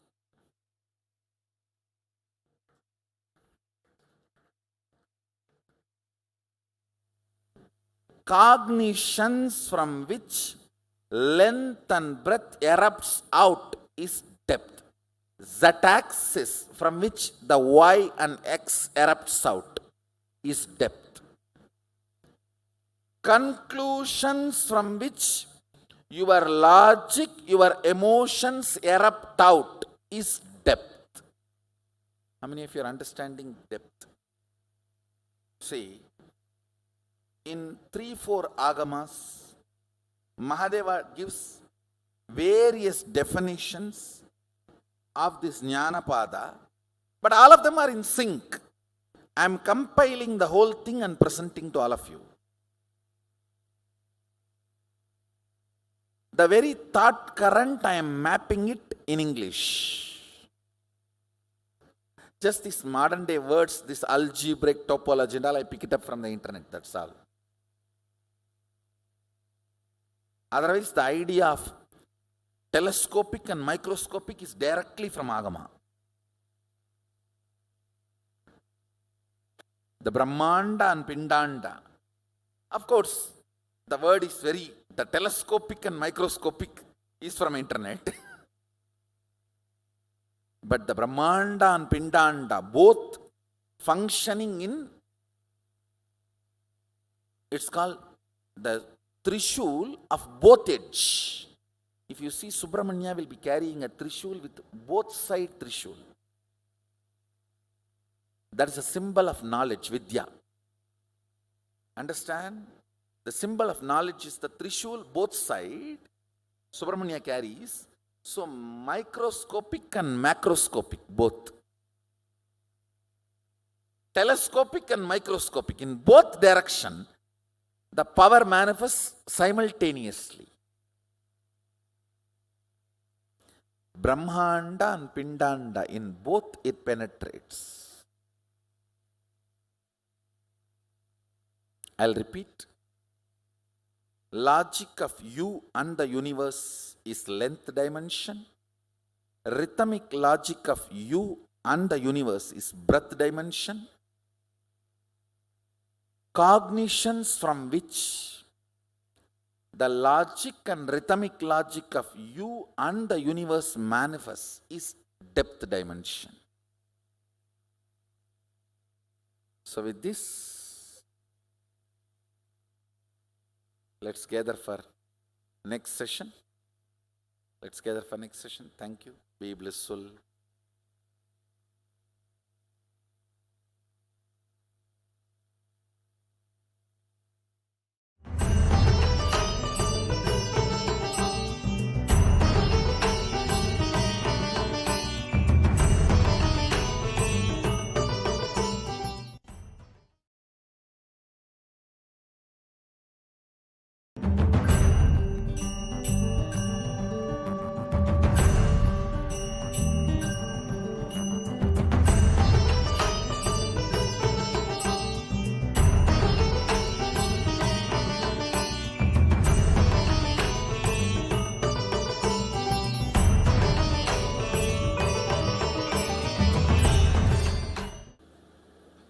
Nithyanandeshwara Sadashiva Samarambam Nithyanandeshwari Adishakti Madhyamam Asmadacharya Paryantam Vande Guru Paramparam.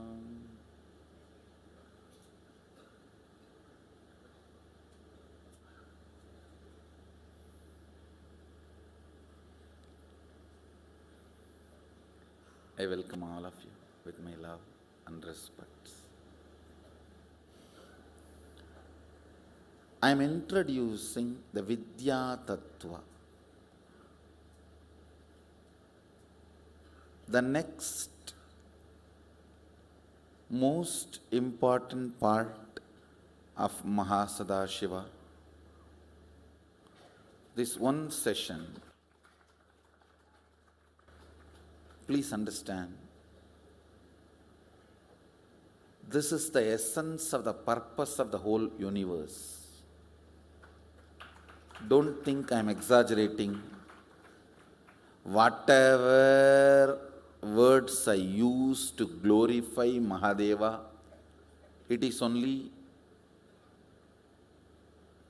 lowest form of introduction, not even decent form of introduction.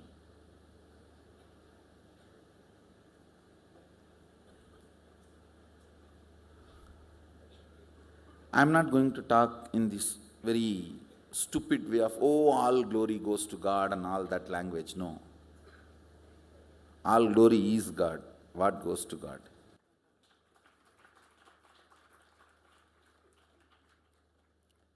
I am going to introduce some of the fundamental sacred secrets.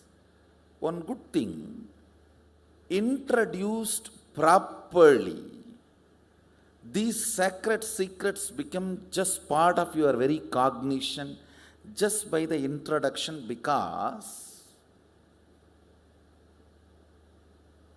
they are real. Give me little friendly ear, that's all I want. I commit with you, I'll make the cosmos into your experience. Understand?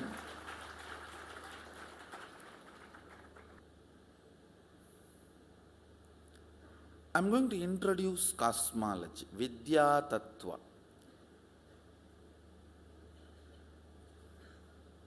As per the Agama, so for every concept or idea I introduce, I'll give you the original verse. I'll first give you the understandings, then I'll give you the verses. Every truth now I am going to introduce you, I'll give you the original verse. Just I do not want to interrupt a kind of a continuous understanding, I'll give in the end. There is no other tradition like Hinduism gives so much of freedom to revive, rejuvenate, reinterpret. Because it gives so much freedom, we have no right to distort, abuse, hijack. Understand? I am repeating. Because your mother gives you so much love, freedom, trust, you should not harm her. Because she never expects harming from you. Hinduism gives so much of freedom to reinterpret, reinvent, rejuvenate yourself. So you should not hijack, abuse, misinterpret, manipulate. Nothing else is required. If all the Hindu gurus come back to the original Shastra, planet Earth is saved. Nothing else is required. We have more number of gurus, infrastructure, everything. Just only one thing need to be done. All of them coming back to the original Shastras. Then planet Earth is saved. You don't need any other revival, any other resources to make the planet Earth enlightened. The whole Earth can become enlightened if just all the Hindu gurus decide, the Indian gurus decide to get back to the original verses, original Shastras. Because Shastras don't have expiry date, they are still alive. There's no expiry date. You just need to take them and practice them. Simply there. The result is there and manifestation is there, and they give you so much of strength and confidence. You just get more and more involved. Every day we are only getting more and more integrated to the original Shastras. Fundamentally few understanding. Please listen. You are made of the same material in which Sadashiva is made. In Sanskrit, the word dhatu is used. You cannot literally translate that word. The word has no equivalent English word, so I am creating my own word, Sadashiva wax. I am just trying to map that word dhatu into English. There is no equivalent word. Lot of Agama words have no equivalent word in English because the concepts are too big.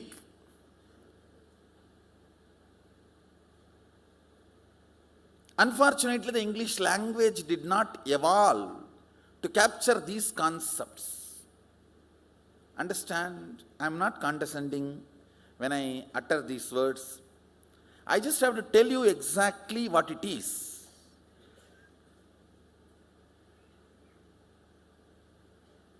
So upfront I want to tell you I am not condescending, and I neither have a superiority complex nor have an inferiority complex. I am neither arrogant nor humble. I am not humble. See the way I am sitting, the throne. I am not humble. And same way I am not arrogant. I am not interested in being arrogant. What is there for me to show you? I am very straight. So please give me a little friendly ears so all these great truths I can transmit it to you in a very straight way.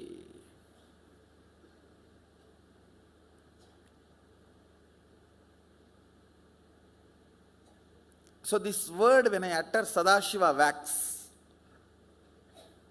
you get a certain idea. Oh, it's a kind of a wax material in which Sadashiva is made. I am also made in the same way, same material. So this understanding, this thought current is captured in that one word dhatu. Mahadeva uses the word dhatu in this to explain this thought current. So I wanted the original Sanskrit word to be introduced. Reason one, so I will not forget it. Every time I will repeat. Second, when I give the original verse, you will find this word as a key word in the original verse. You are made of the same material in which Sadashiva is made. Mahadeva says in Mrigendra Agama, as my own extension, when I decided to become many, to celebrate my existence, I manifested whatever is experienced as reality. Let me repeat. Listen. When he decided, I am using the word he, so you don't feel offended. But it's me, I. At least when I am teaching you this truth, I am simply radiating, only then I can put me in you.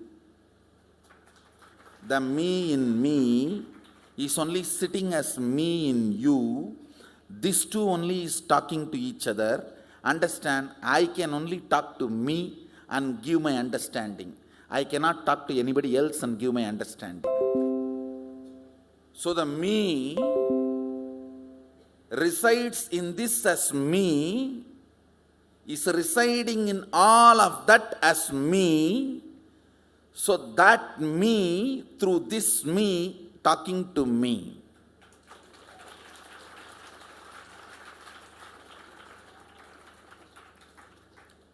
When he says, understand,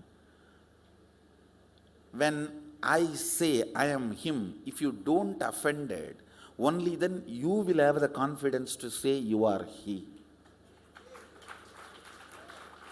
You feeling offended when I say I am him is nothing but your guilt and deep SDHD that you are not him. Listen.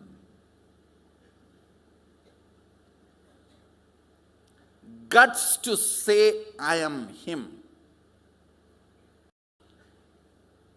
Even when you have not experienced, it is not wrong. Sometimes people come and tell, how can I say I am Sadashiva? Is it not lie? Oh, as if you don't tell any lies.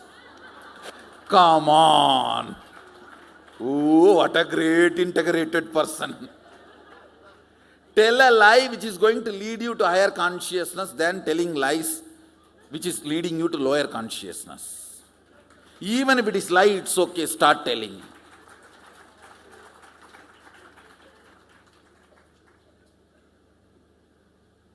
Tell a lie which breaks your SDHD.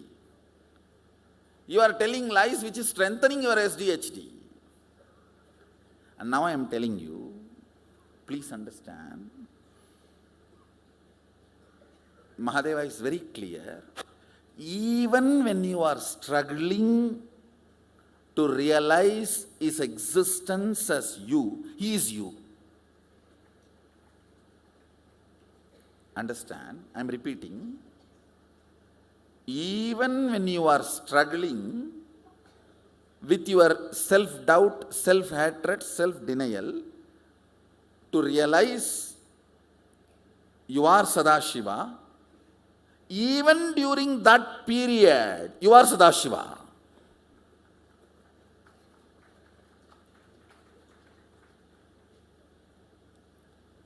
So you do not need to feel shy to tell yourself and others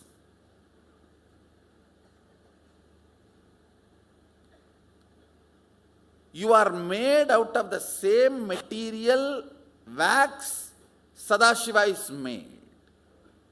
Listen carefully.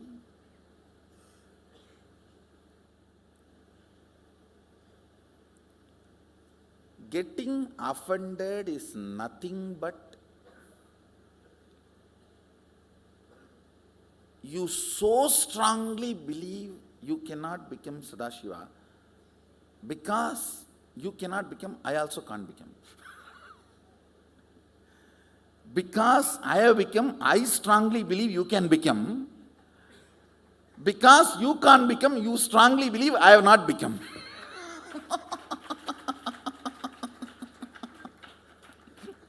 And this is what is the whole fight going on.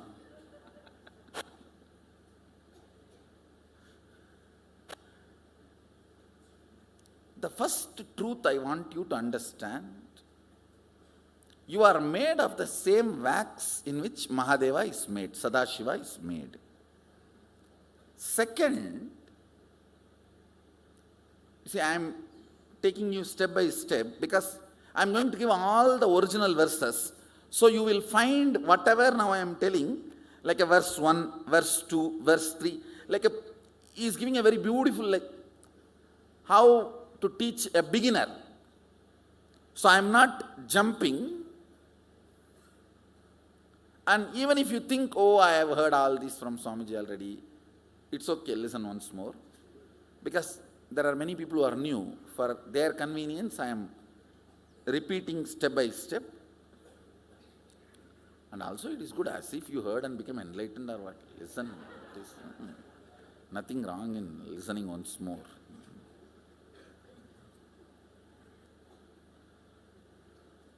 So till you become enlightened, listen again and again and again. That's all. So second, listen, Mahadeva says,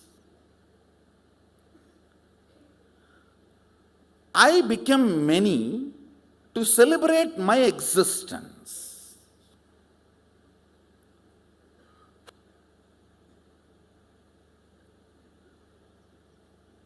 You become many only to celebrate your existence. Anywhere there is no celebration in your life, you forgot, you decided to become many. Listen to this interpretation. Whether the zone of your health, zone of your relationships, in any zone of your life, if you are not celebrating your existence, you forgot, you decided to manifest that. You decided to project that. Because this is too important understanding you need to have.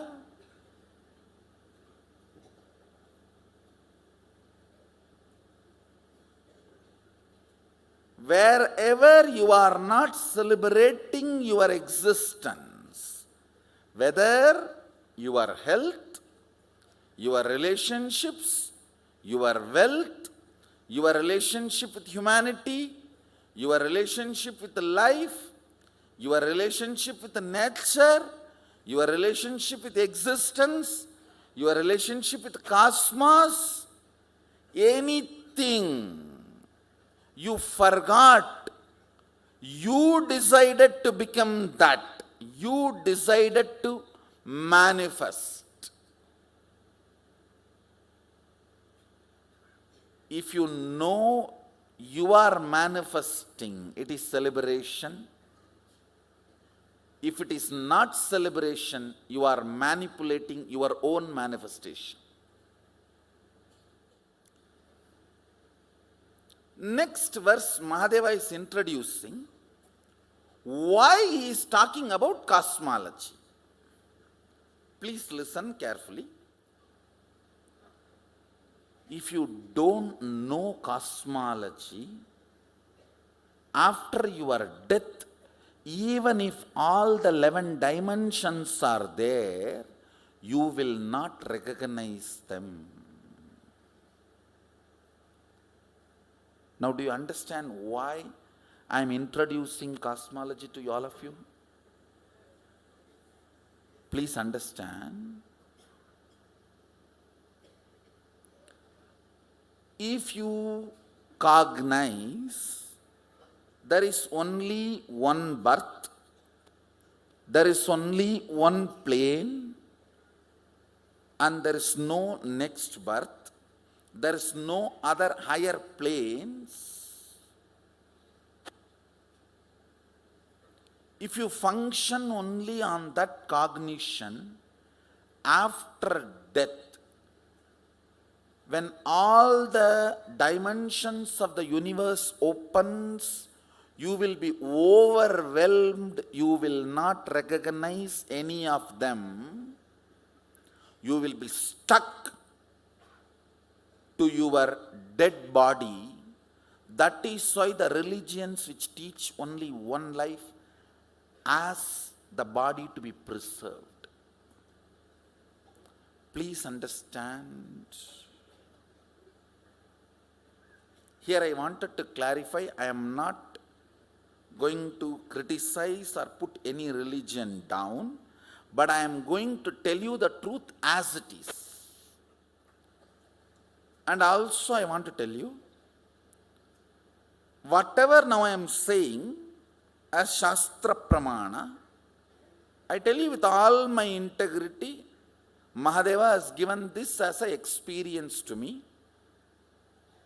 And not only he has authorized me, he has empowered me to give this as experience to all of you. So I am very clear about what I am talking. I am responsible for what I am talking.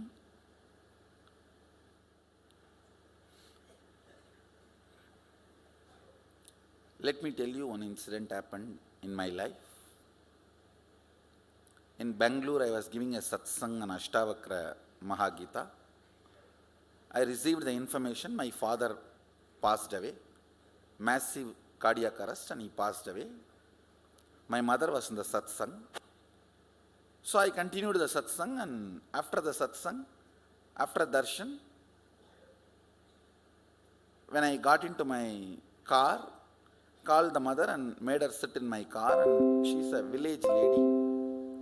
First time in her life, she is leaving my father alone and coming and staying somewhere outside in her 27 years of marriage. And he passed away. I don't know how many of you will believe. I lived there with them 17 years. I never saw them even once arguing with each other. I'm sure they would have had difference of opinion, arguments, because they are human beings. Even Mahadeva and Sati had argument. What about, come on, even he had marital problems. So, no, I'm not saying they would not have had, but at least they managed such a way that never in front of us, never in front of kids, I've seen them raising their voice or arguing. Very happily they lived. So she's sitting next to me, and I'll tell you exactly just few words I told her. First word I said, Ma, I think father is not feeling well, he's in serious condition. She just looked into my eyes. Next statement I said, I think he is dead. She looked into my eyes.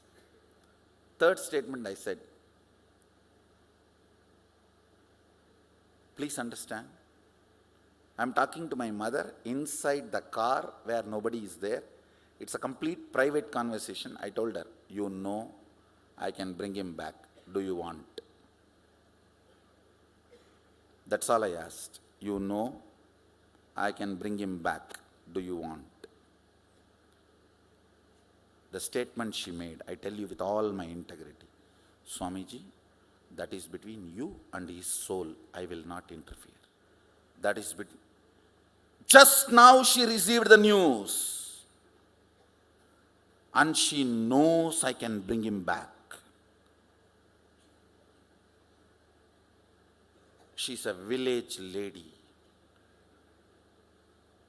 She did not have time to think and answer, spontaneous, straight answer. I know how dependent she is on him. She said, in Tamil she said, Swami, அது நீங்களும் அவரும் முடிவு பண்ணணும், நான் தலையிடக்கூடாது சாமி. I just hugged her and said, that's why I chose you as my mother. There are many moments you are proud of me, now I am proud of you, I told her. There are many moments you are proud of me, having son like whatever. I said, now I am proud of you. I told her in Tamil.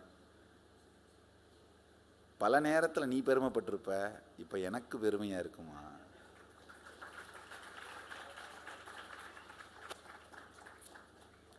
Understand with mother, in the moment where my father is dead, you can't expect me to lie or give a false hope. All of you understand? With that integrity, I am talking to all of you now. The integrity with which I was talking to my mother when my father is dead. I told her, all right, I'll relate with him and then decide Anyhow, he wanted to rest, he wanted to relax. He said, what more? Just, he wanted to rest, so I liberated him, and that's different. Understand,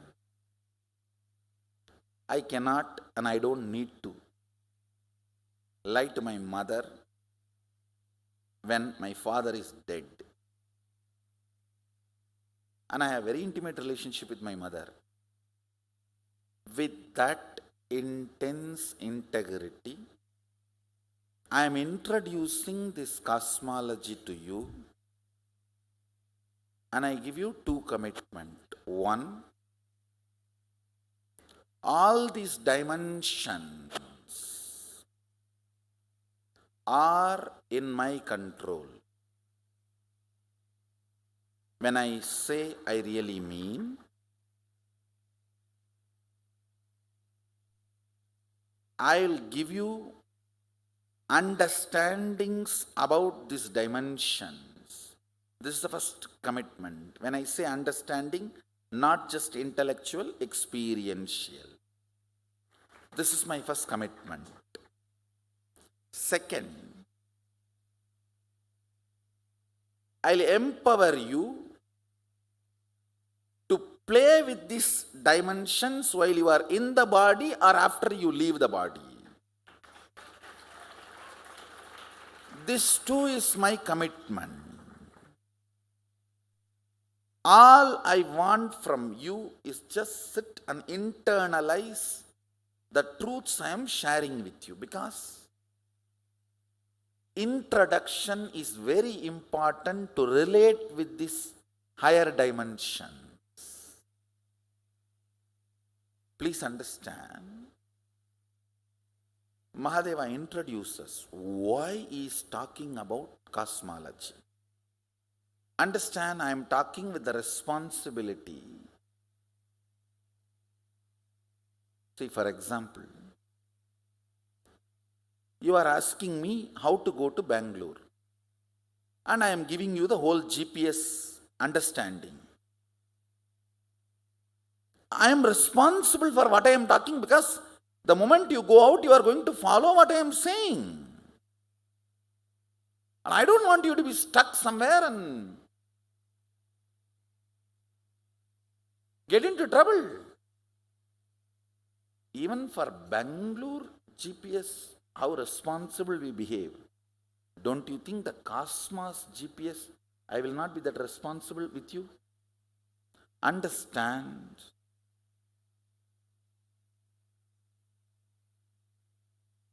Why I need to insist so much on my integrity? Because many of your old cognitions you may have to give up. Surely, there are multiple births. Please understand. It's not faith, it's a truth. People ask me, do you believe in reincarnation? I say, no, I don't believe. I just know reincarnation is the truth. Multiple births and multiple planes of existence is the truth. Please don't be offended. God did not wake up one day 4,000 years before and He did not create all this. No, I am not criticizing. Don't you see, it's a very silly conversation. See, I am not talking in a religious stage where debate and all this is going on, or where the religious supremacy is declared. No. I am talking to all of you, giving you the GPS for your life and death. So I am talking with responsibility. Don't brush me aside thinking that I am one religious leader talking high about his religion. No. Please listen. I am not declaring here supremacy of Hinduism. No. I am introducing you the science. I am talking like a scientist, not declaring any supremacy.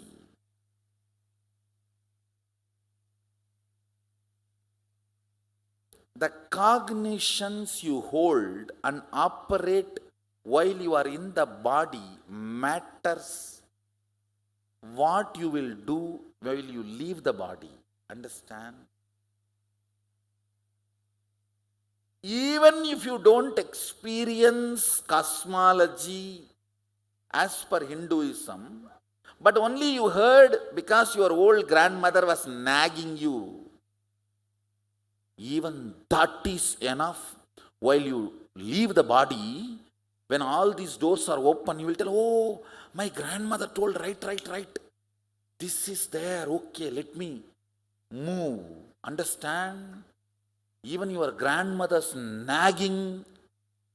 If you have heard about rebirth theory, reincarnation theory, and Bur, Bhuva, Suvat, Tapa, all the lokas, I wanted to tell you once more, the hell and heaven in the Western religions is not equivalent to Swarga Naraga of the Hindu cosmology.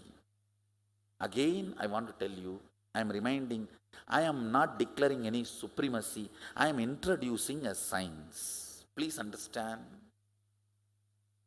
I am not a religious fanatic. I am not declaring any supremacy.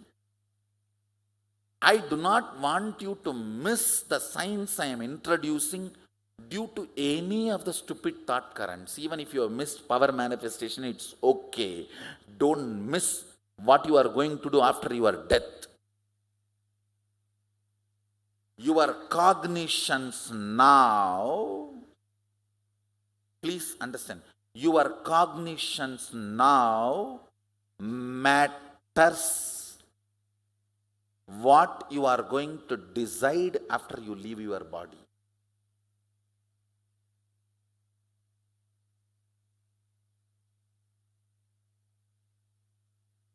And I give you all guarantee, this whole satsang will be repeated when you leave the body. I'll be there. I'll be there repeating this whole satsang for you when you are leaving the body. Not just satsang, telling you this whole thing.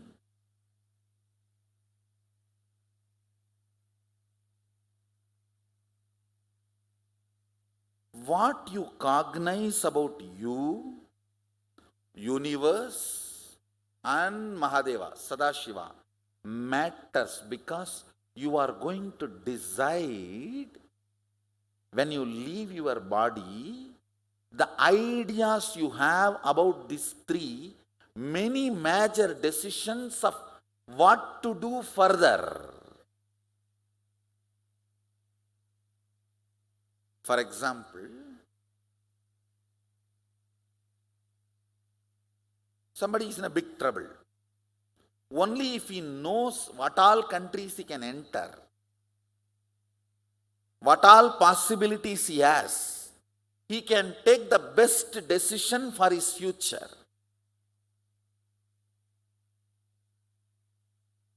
Understand what I am saying? If somebody is banned in one country, he cannot enter that country anymore.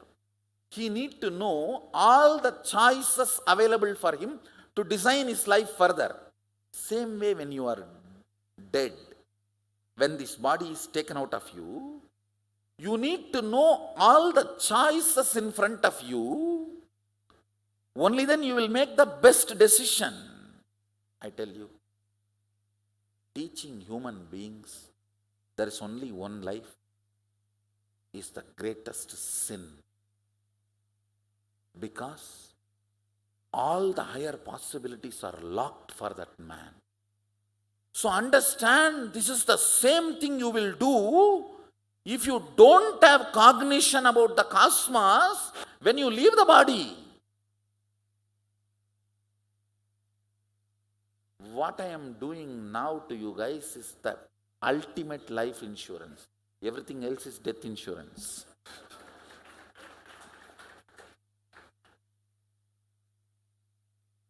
What is life insurance? No, I really want to know. You are insuring yourself for some million, few $1 million, which is going to be received by the fellows who are waiting for you to die. Come on, let's be very clear. That is why in Hindu tradition, when somebody is about to die or even after they are medically declared dead, they will immediately read Kathopanishad and 14th chapter of Bhagavad Gita, because that shows this whole cosmology which I am introducing now to you. The whole thing is clearly described there. So the soul can capture the understanding and make decisions about future. Why Mahadeva is introducing cosmology, you need to know. He does three things. He introduces cosmology. Then he gives the methodology to experience it even now while you are in the body, not after leaving the body. That is separate. That's the first chapter. Second chapter he gives while you are in the body. Third, he gives how to bring the things from that plane to this plane and enjoy while you are in this body.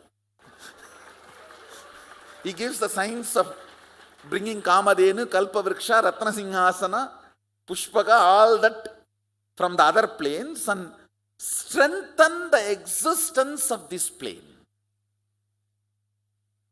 Please understand, I am a very good storyteller, but now I am not telling stories. No, really. I want you to know, storytelling is different. I am into some serious, matured conversation because I am talking to your soul. And many decisions your soul is going to take based on the words I am going to utter now. I am responsible. With that responsibility on my head, I am talking to all of you. So please listen. But you will not have much complication in internalizing. But if you are new to this tradition, especially cultural shock, I think most of these Indians have cultural shock. I am telling you. No, really. Don't, if you are from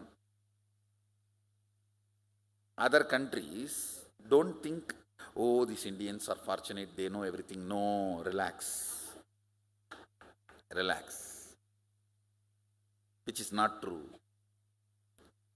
One benefit you will have if you are from Indian Hindu family, you would not have heard any other ideas, so it will be little easy for you.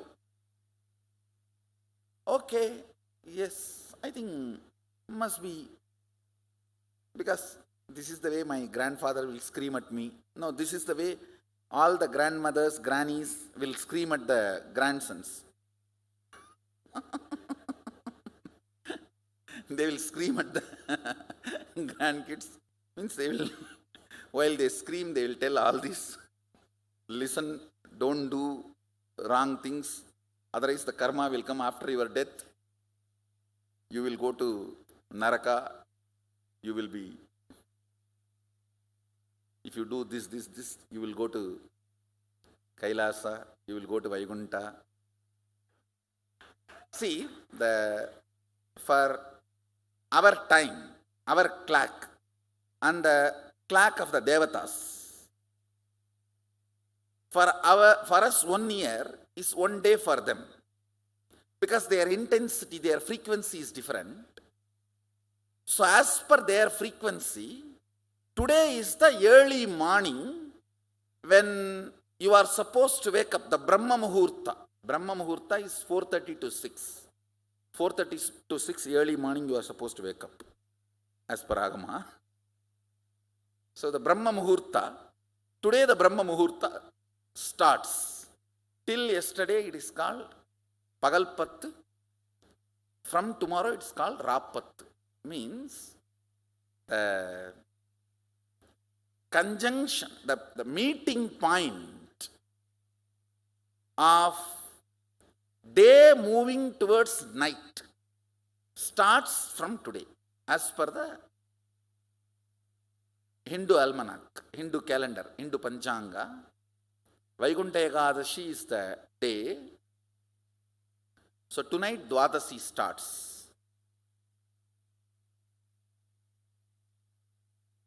Now all the devatas are supposed to wake up and do their panchakriya and yoga, nitya anushtana, and start their puja.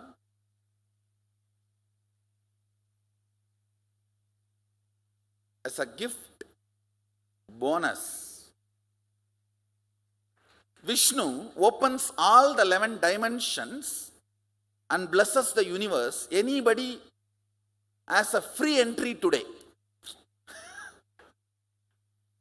This few days, all the 11 dimensions are opened and made available for all the beings to come and enjoy. Like they give you free tour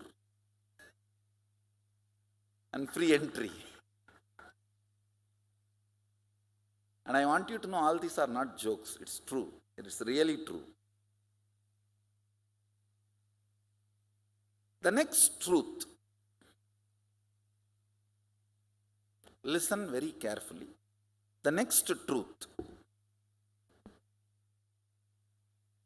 The decisions, actions you do based on the cognitions strengthens the cognition. Listen carefully. Now please listen. Listen. I'll give you an example.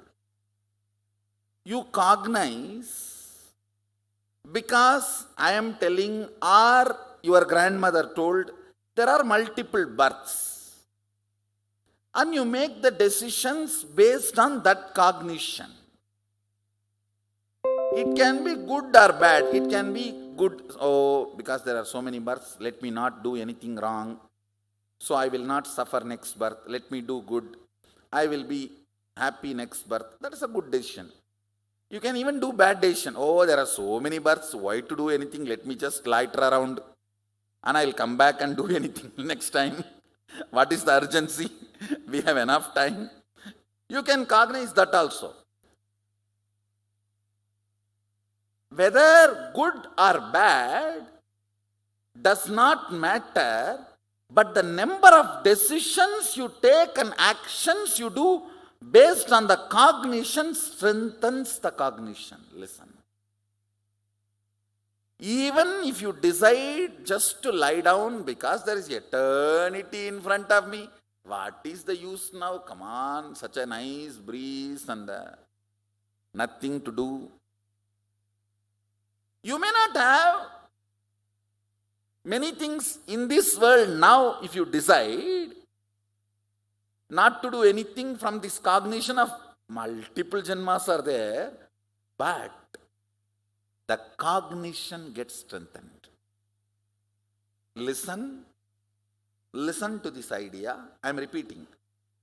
Good or bad does not matter. Good or bad you decide based on the result on this birth. Good or bad does not matter.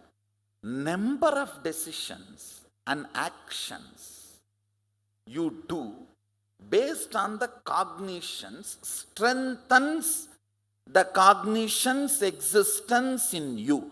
The cognition gets more and more grounded in you. I'll give you one by one understanding. One by one. So it just becomes part of your cognition. And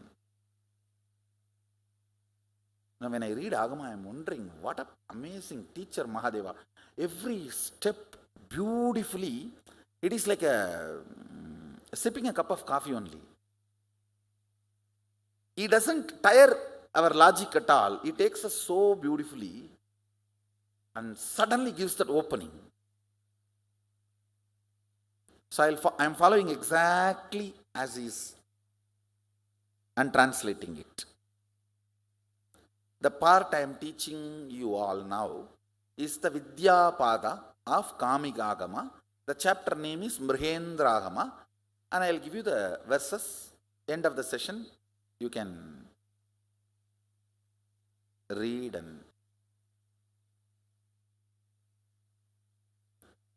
understand whatever I am talking to you. Cosmos is introduced by the fellow who created it. He himself is telling what he created. So this is the most authentic version. Especially when it comes to knowing about universe and all, don't learn from silly conversation books and silly conversation ideas, concepts. Be very careful, because that is too risky.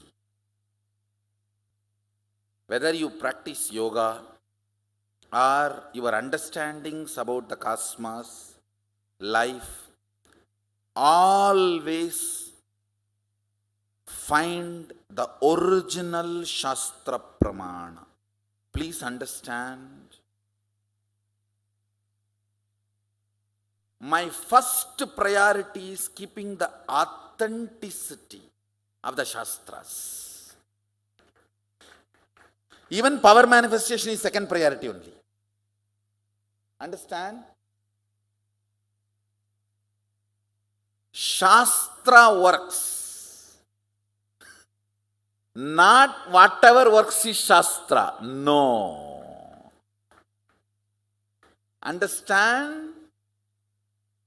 Not whatever works is Shastra, Shastra works, is my statement.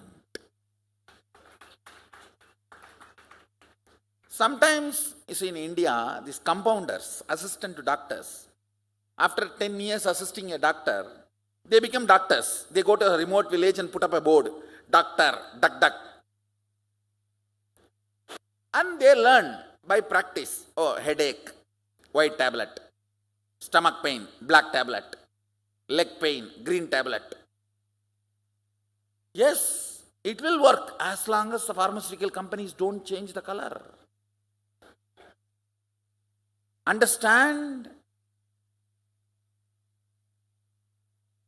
Even if it is little difficult, learn from the proper methodology, time-tested, foolproof, well-established, original, authentic source.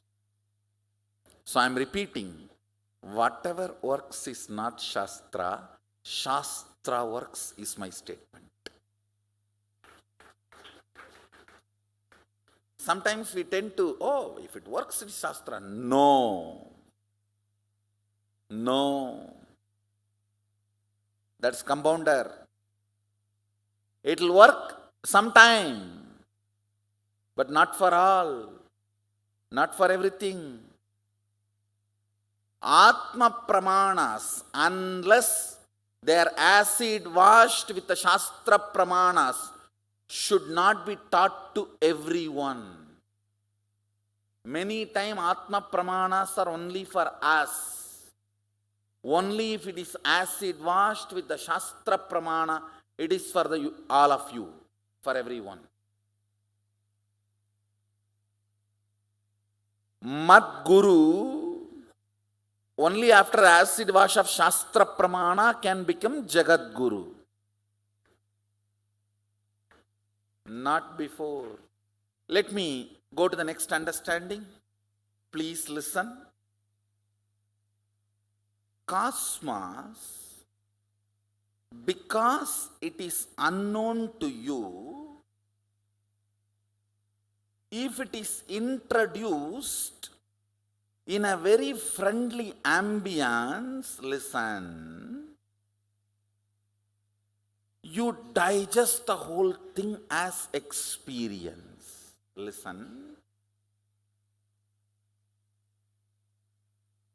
Mahadeva says very clearly,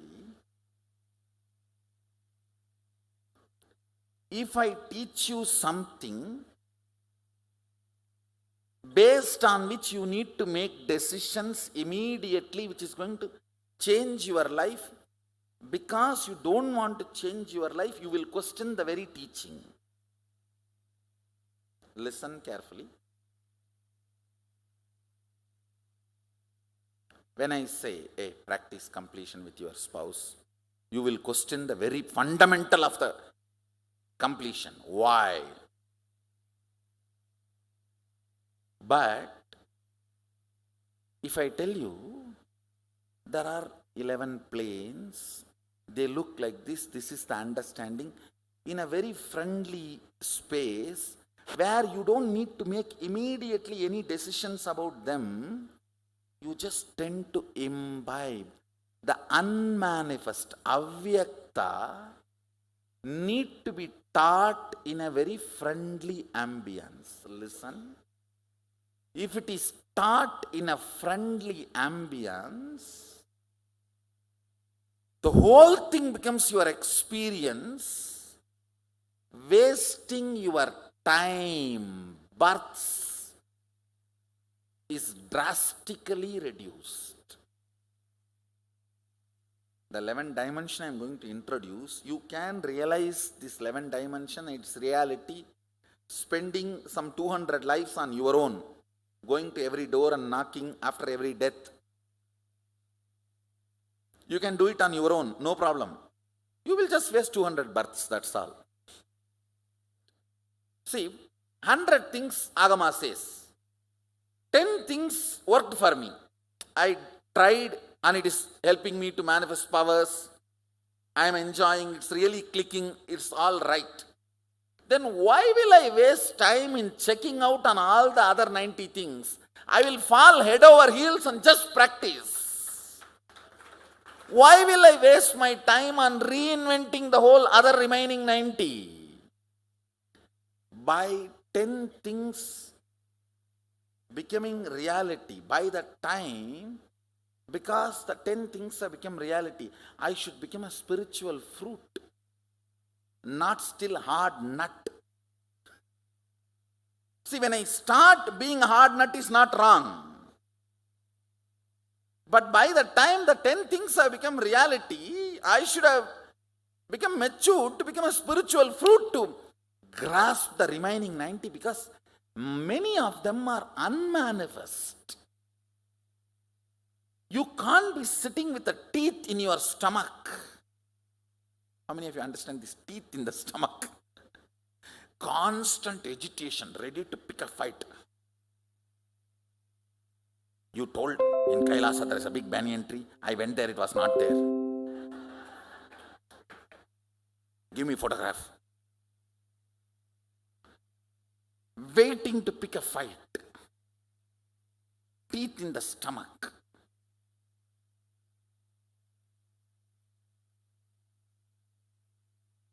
Understand? Now, if we both sit and please listen. I was telling you each chapter, the first Sattva Tattva, we worked, then Atma Tattva, now the Vidya Tattva, then it is going to become Shiva Tattva.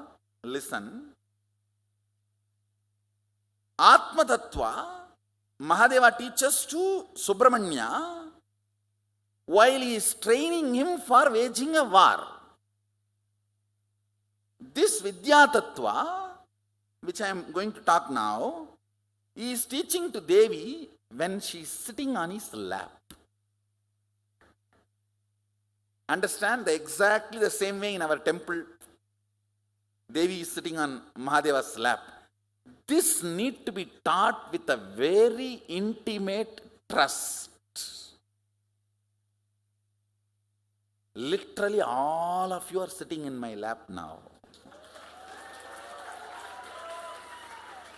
It is not physical, it is the kind of the understanding and intimacy where we both know we are integrated to each other. Understand? Because I am talking about something unmanifest, avyakta.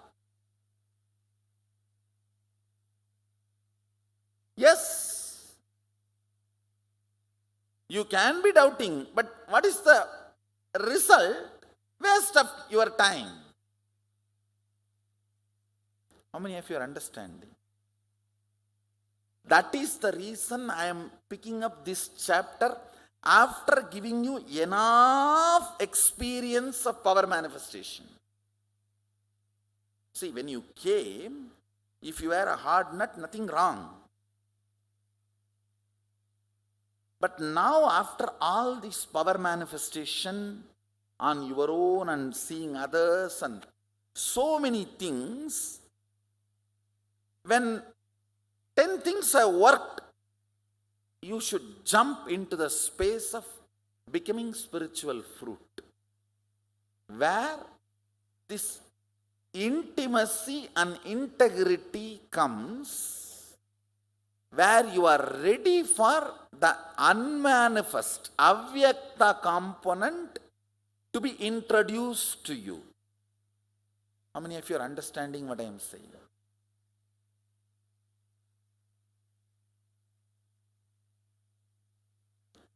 See, some concepts in the initial level where you need to check out should be presented like that with that kind of a logic. But now the truths I am going to explain to you has to be conveyed in the language of Sami, Onnada.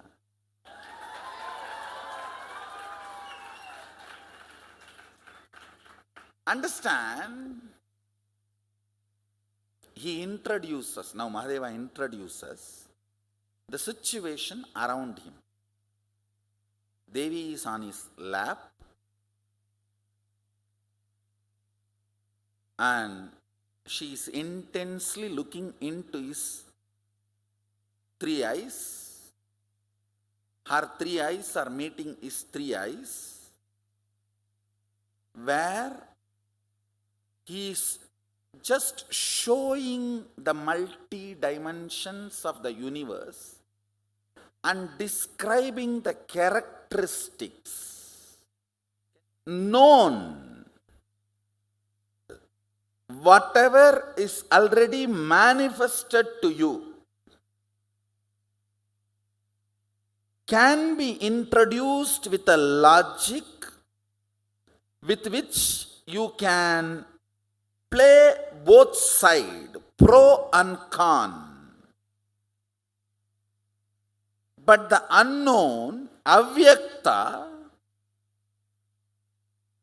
can only be introduced in a very intimate integrity ambience. You need to know, I will not lie to you. I need to be very clear you are internalizing what I am talking. Only then I can talk the truth as it is without wasting my time in trying to convince you or paint it the way you wanted. See, if I am sitting with the idea, oh God, there are many religion people are here. If I am hurting some of their sentiments, it is not good. So let me say all religions are one and the same. I am stupid. It is not. Yes, if somebody is interested only in your money, they will tell you that. I am interested in you, so I cannot lie. I have to tell you things as it is. I am not even interested in the religious components. I am interested in introducing the cosmos as it is.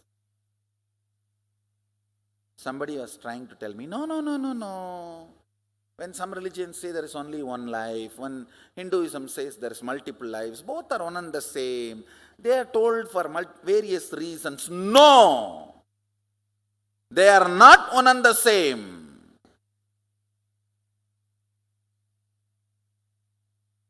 For any reason, the cognition you are given, decisions you make based on those cognitions while you are operating your body matters. The decisions you are going to take after you leave your body. Please listen. How you are going to make friends in your elementary school and high school matters, because that is the way you are going to make friends in your college or after you get into a job. the cognition with which you are operating matters. Every day morning when you wake up, when you decide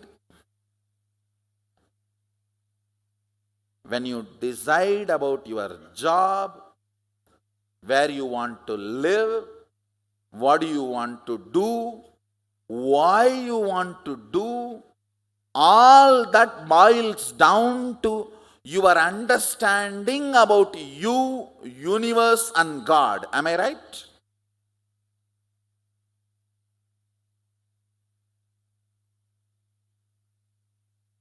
Whether you make good decision, bad decision, I don't know about that. And I am least interested about it. Understand, I am not at all bothered about this world. Politicians have already screwed it. It is no more livable. Let me be very clear. I am not at all interested in this world.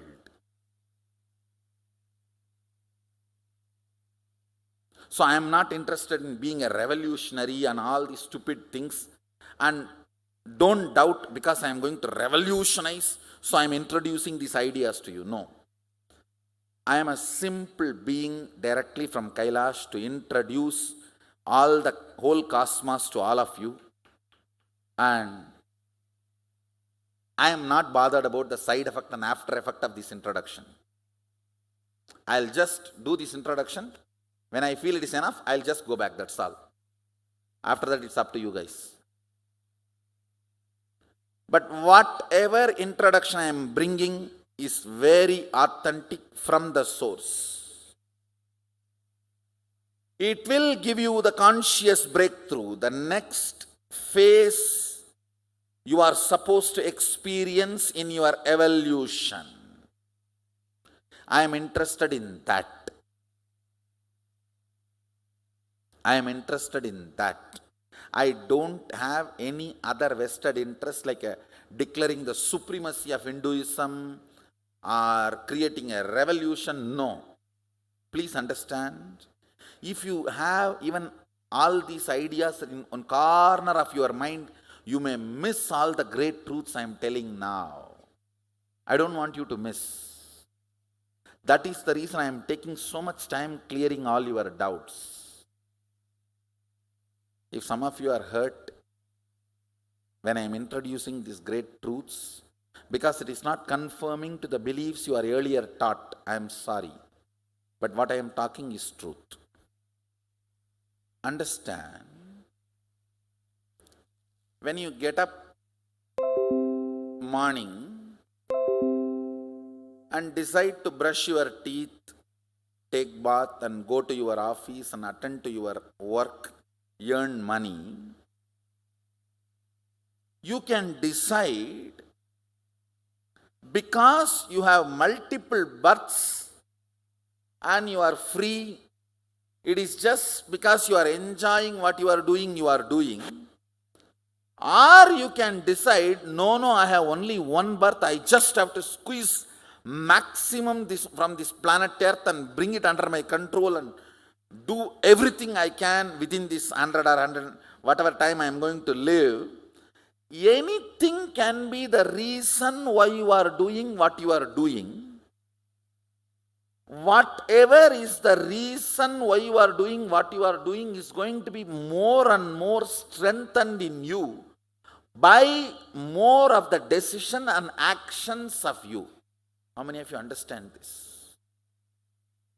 So, I am not bothered about why you are deciding or doing. I am bothered about what is pushing you, what is the fundamental cognition. When you are all alone inside your blanket, do you believe? Yes. Do you cognize? Yes, multiple births is one of the important possibility I have, and I think my decisions in life is going to be based on that. Or you feel, no, who knows? People are telling so many things now in front of me, this only is there, let me just decide based on this. What is cherished in your heart matters while you leave your body. How many of you are understanding this? Not what you tell others as what you believe, but what you cherish in your heart as what you believe. About you, about cosmos, about God. Come on, listen. I'll give you a few minutes now. You don't need to show to anybody else, just for your own sake. These three questions, what is the idea you cherish in your heart? Do you really feel that you are going to exist after death? Means there is a life after death. First question, do you feel you are going to exist after death? Second, you see, you are not going to show these answers to anybody. It's for you. It's not survey. Understand? It's not monkey survey. It's mind survey. It's for you. It's not for others. Do you feel there are multiple planes in the universe? Yes or no? It's for your own. What you cherish. Do you feel there is an independent intelligence in front of which you are going to be there? When you go and stand in front of Mahadeva, in the throne, you are going to see mirror. You are going to see the mirror in the throne. Means you are going to be there. Whatever stuff you are made of, that same stuff only is going to be there. Anyhow, this is understanding I am giving you. What you cognize. Take 2-3 minutes and pen down your answer. Even if you have confusion, you can answer. You can write that as answer. Just for you to understand. Because these cognitions matter for you to raise your consciousness to the next level.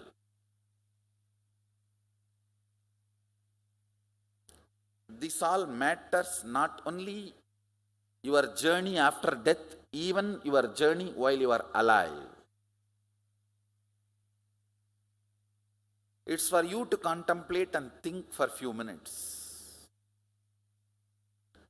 Because many times, just because you never thought about them, they remain as a blind spot. See, you have a huge property in your hometown and never you have been informed about that and you never saw your document and not using it because you did not know is the huge blind spot. Same way, sometimes many of these great understandings and experiences, because they remain as a blind spot, you never contemplate or look in. You don't use them in your life. Just like how I was talking to my mother, too intimate, completely naked. It is straight truth. Later on I asked my mother, at that moment did you cognize I have the power to bring him back? She said, why? What is this, Swamiji? Why not?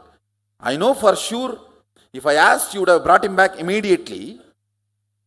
But I decided he is a soul and You are the authority and it should be between both of you. I am nobody to interfere in that.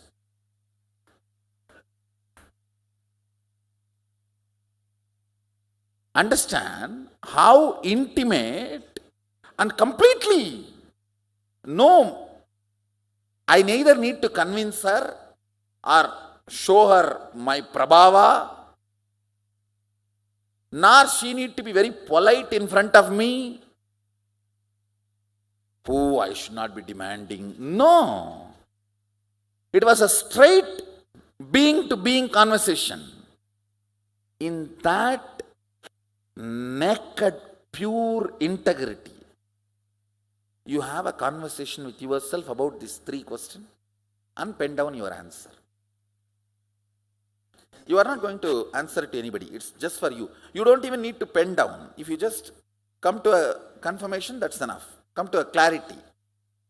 I just do not want a blind spot in these three questions.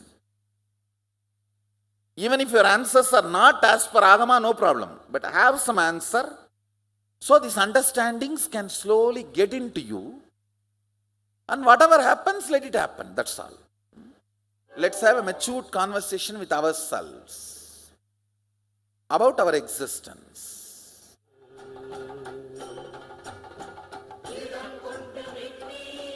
Listen, almost all the important ideas I need to convey as an introduction to Vidyapada, I have conveyed. This last one idea, please listen. Because it is all about unmanifest. Listen, please listen. Listen. Because it is all about the unmanifest. Unmanifest means not directly perceived by your senses. But don't think it does not exist. If the software with which you are operating, if that software is upgraded, see, it's like if you upgrade your software in your iPad, in your tablet, the camera definition can be increased. It can be HD camera. The quality can be raised. Or the information you capture can be processed in much higher level. In higher frequency, capturing, processing, everything can be done in next level if the software is upgraded. Same way, unmanifest does not mean it does not exist. Atheists are those who claim unmanifest does not exist. Communists are those who are frightened about the unmanifest. Understand? Seeker are those who are curious about unmanifest. Enlightened are those who enjoy the unmanifest. My disciples are those who own the unmanifest.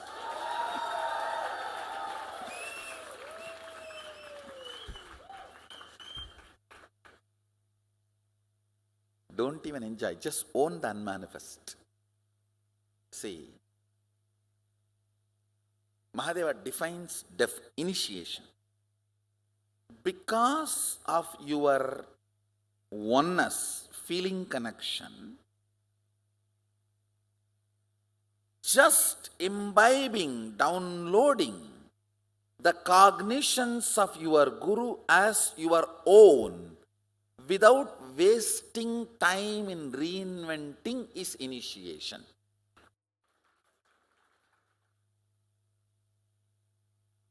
Now what I am going to explain, most of them are unmanifest, avyakta, for all of you. But I am going to raise Upgrade your software means the material out of which you function. If it is agitation, you will not understand the unmanifest. If it is restful awareness, your connection with unmanifest will become so strong. Unmanifest will become strength of your being. Understand? Ultimately, when unmanifest becomes your strength, your life becomes extraordinary. Roughly, you may have a little idea. Whatever idea you know, starting from there, slowly, step by step, making you understand and realize the unknown to your known. See, I cannot start directly from unknown, and I cannot just stop with your known. I am the bridge between your known and unknown. Mahadeva explains Vidya means from known without suffering, you need to be connected to unknown. Understand, he uses the word without suffering. That's my responsibility now.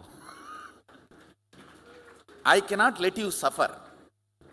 I will have to put the chain from whatever you know, step by step, I will have to connect to avyakta, unknown.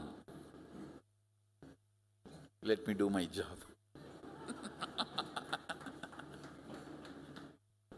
You are made out of the same Sadashiva wax, same material out of which Mahadeva, Sadashiva is made, means ultimate. Whatever is ultimate, that ultimate is made out of some stuff. The same stuff out of which you are made. That's the first thing. Second,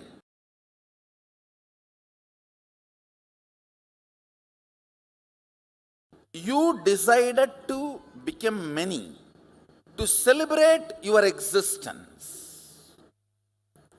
So wherever you are not celebrating your existence, you forgot, you decided to become many. See, now whatever I have spoken is the introduction. Mahadeva gives as few understandings about the knowledge and why the Palashruti means why. What's the result? What for? So I have given you the gist of all that. Let's gather for next session. Thank you. Be blissful.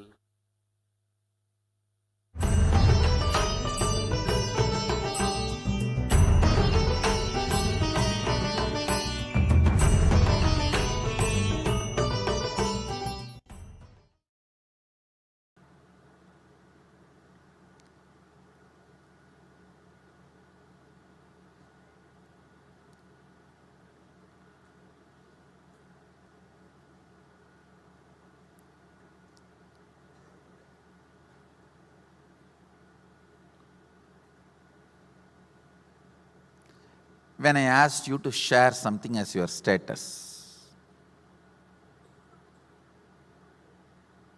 it's actually an enriching activity. If you immediately do, you give a statement to me, I am all yours. Then I give you the statement, I am all yours.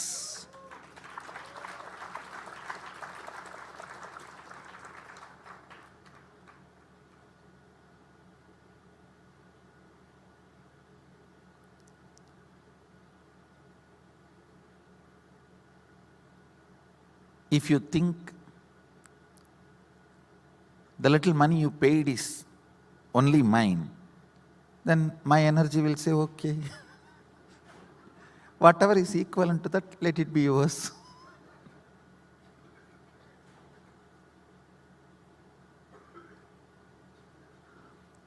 Whoever feels, the moment I say, please, let's do that, and you are just jumping into it and doing, raise your hand. I give you the statement, already oneness has started. Already oneness has started. When you say you are all mine, I say I am all yours. Over.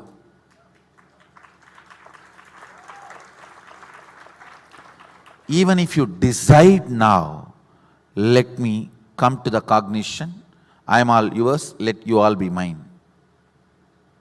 Then the possibility for the oneness opens.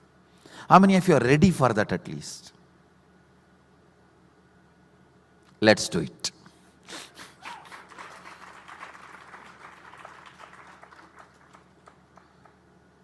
If you feel, I think I'm being used for enriching, I don't need you. I have a huge team working from KAILASA. Ramakrishna, Ramana Maharshi, all the names I said yesterday. Yesterday I did not mention few names.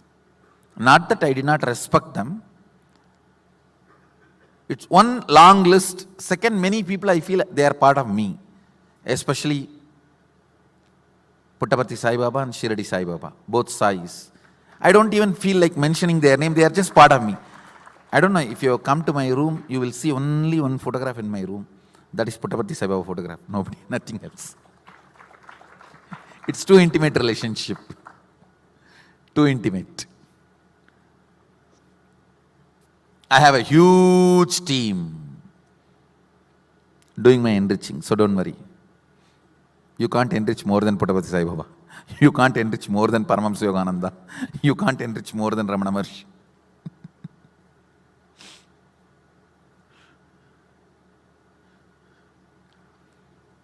How many of you are here guided by earlier masters like Ramana Maharshi, Ramakrishna, Puttaparthi Sai Baba, and of course, one more name I have to mention, Bhagavan Nithyananda of Ganeshpuri, and Baba Muktananda, Paramashivoham, all these great beings have guided you to me and you are here. Raise your hand. Please just look around. Every one of you, just look around. So if any of you are thinking, you are enriching,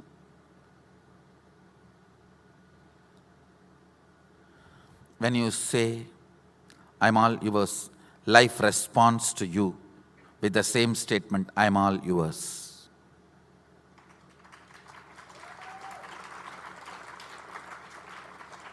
Wherever you want complete life to support you, decide to support that with your complete life.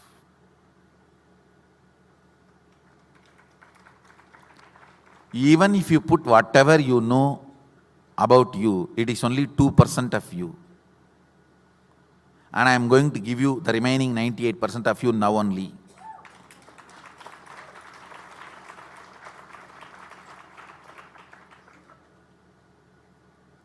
I tell you one of the important secret.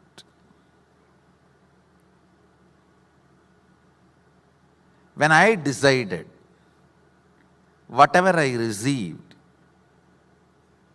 I'll start sharing, doing Mahadeva's work.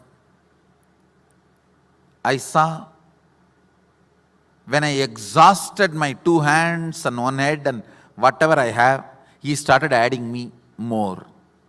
He started giving me more hands, more heads, more energy, more existence, more strength, more depth. When I started sharing that also, he started giving more.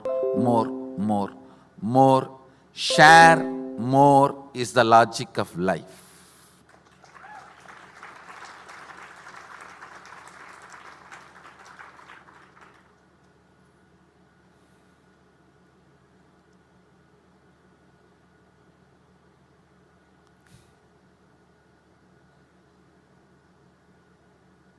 Listen carefully.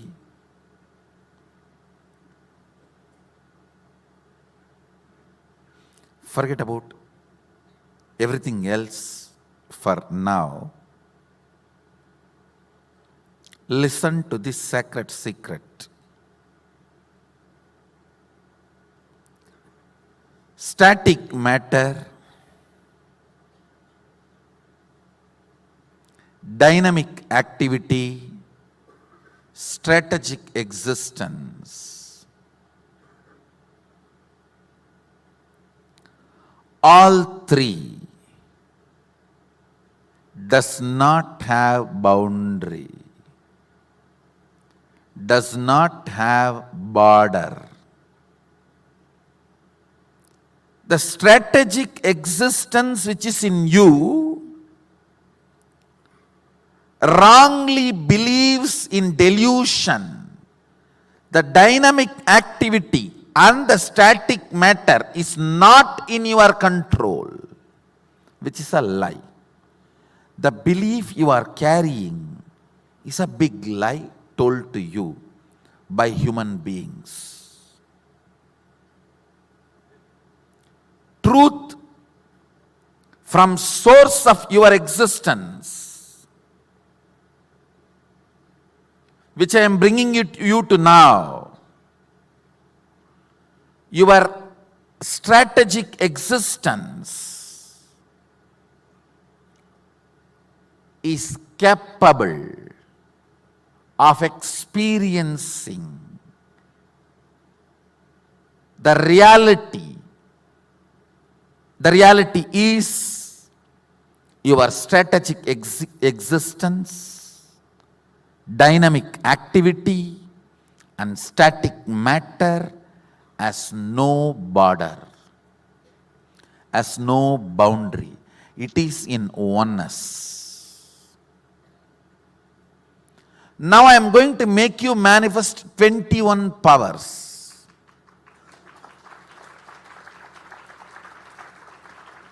Just to make you understand the multi-dimensions of this truth. Listen.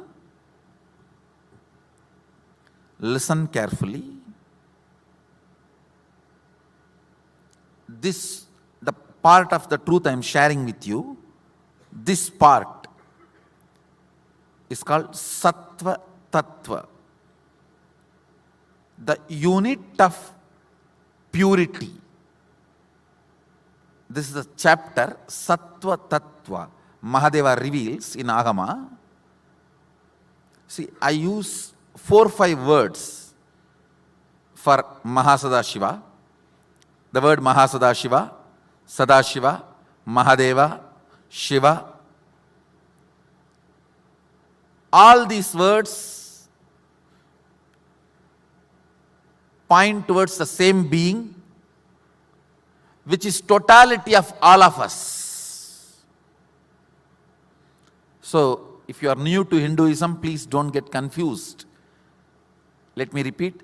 Usually I use all these words, Mahadeva, Sadashiva, Shiva, Mahasadashiva, all these words, Parashiva, all these words denote the same being who is totality of the whole existence. All of us. Nithyanandeshwara, all these words denote the same being. Mahadeva explains in Agama this part which I am talking to you now as Sattva Tattva. Please listen. You need to know this important information. He says, teach this truth only to a person with whom you feel they are your own. This whole Sangha, this whole organization, this whole buildings, this whole thing, what for?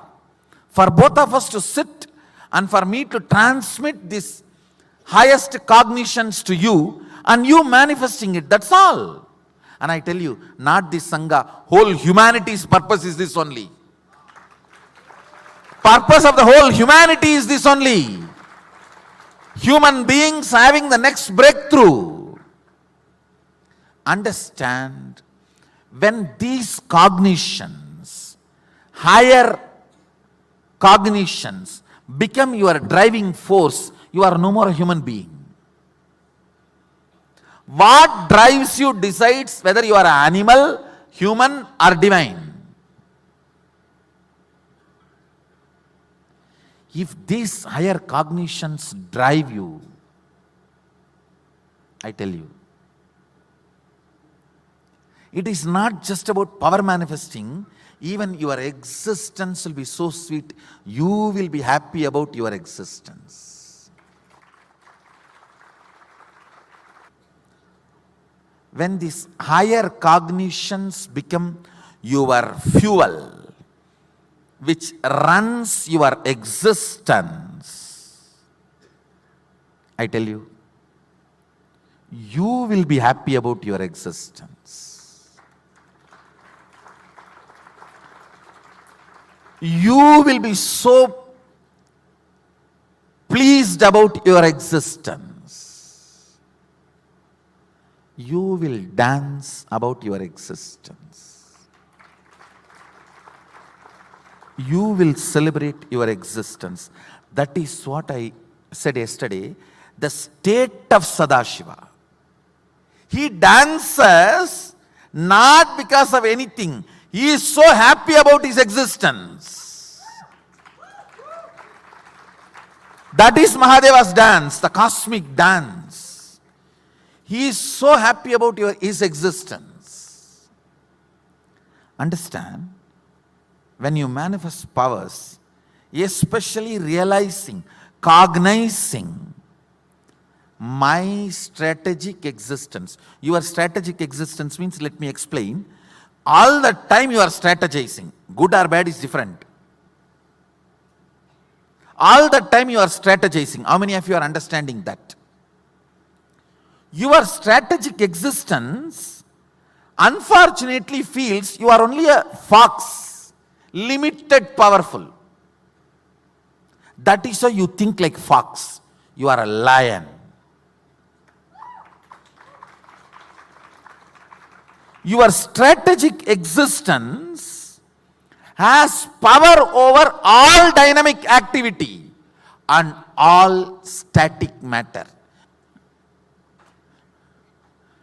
Now, actually, I can see when I am uttering, in how many years it is not even going till the earbud goes. Now, I am not angry with you. I feel, why should so much of life negativity should be entertained and cherished by you? Understand? Mahadeva, when he gives rules for sannyas, he uses very beautiful two words.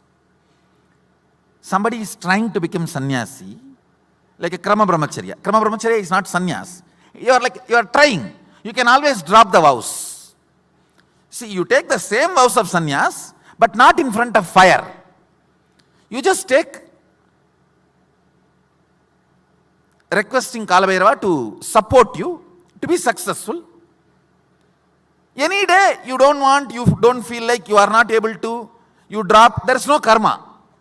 There is no karma. You can always drop and you can do what you want. There is no karma involved in it. It's only an attempt. He gives a beautiful explanation. When you are trying, hormonal pressure builds up and you miss the vows. It is not sin. There is nothing, no prayaschitta, no punishment, nothing needs to be done. You just need to realign. If you want to decide to continue the same vows, otherwise you can drop the vows, no problem. But cherished romance cannot be entertained while you are having those vows. Listen, like some negative things happen in your life, something did not go as you want. You feel beaten and broken. For half an hour, 1 hour, you are completely life negative. Okay, that can be tolerated. But constantly having a cherished romance with negativity, that is where the problem starts, which is not required. See, I am not saying If a snake appears here, snake comes here, don't run away. That is real danger.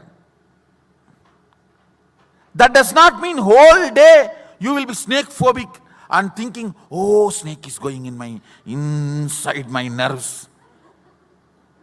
I'm all the time feeling snakes are moving around on my body. There's a big difference. Entertained phobia, actual danger. There's a big difference between these two. Precisely when life hits you, falling into life negativity, all the time engaging and entertaining life negativity. Don't you see the difference between these two?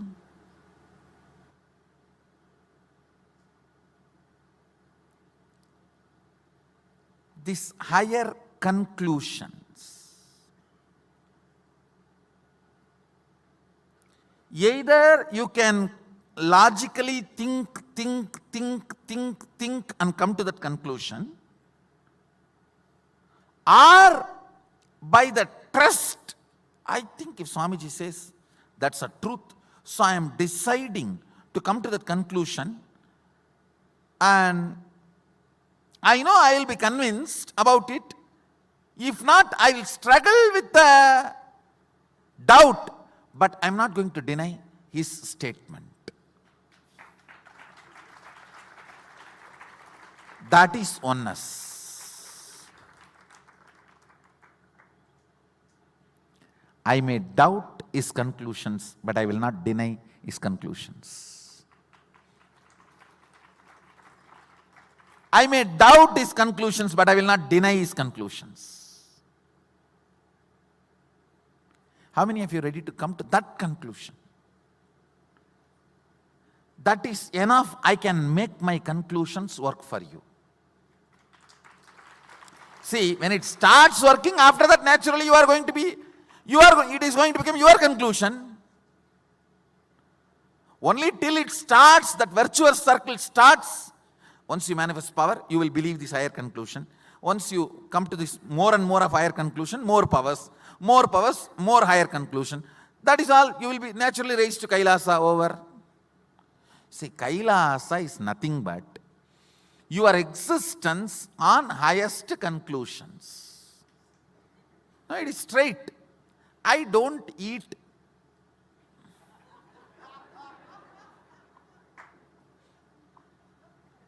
I eat higher conclusions as my life source.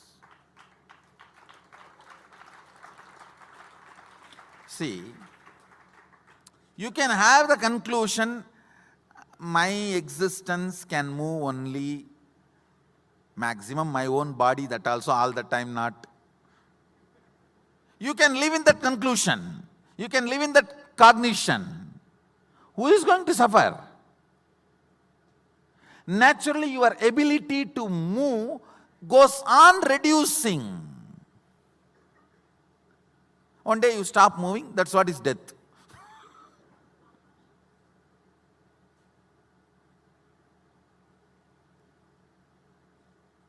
I tell you,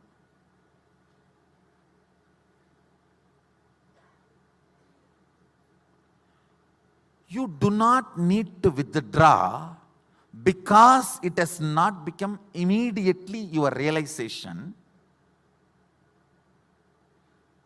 I'll give you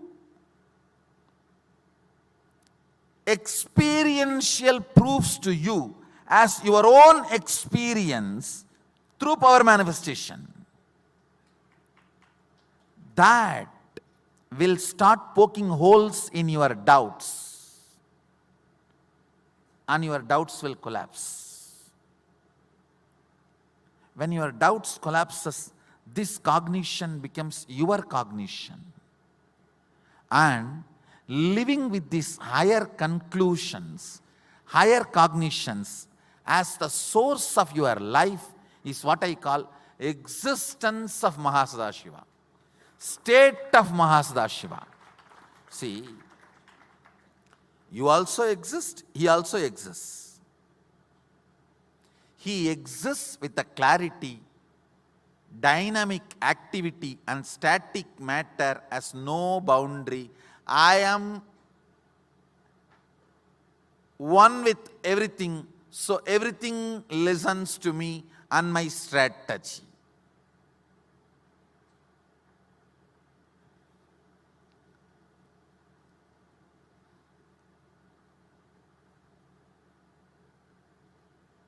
Let me repeat once more.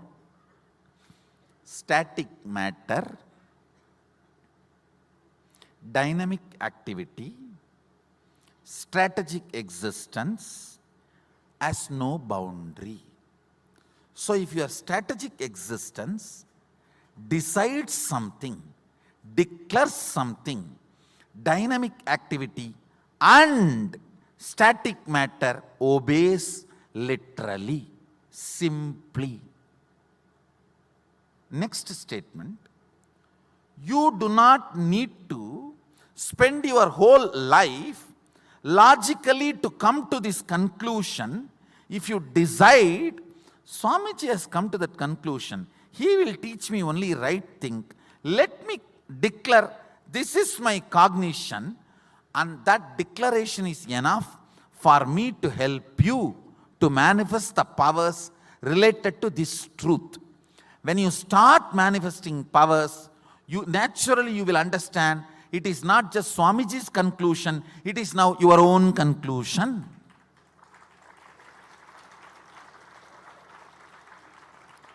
Till I sign the check and put the money in your account only, it is my money.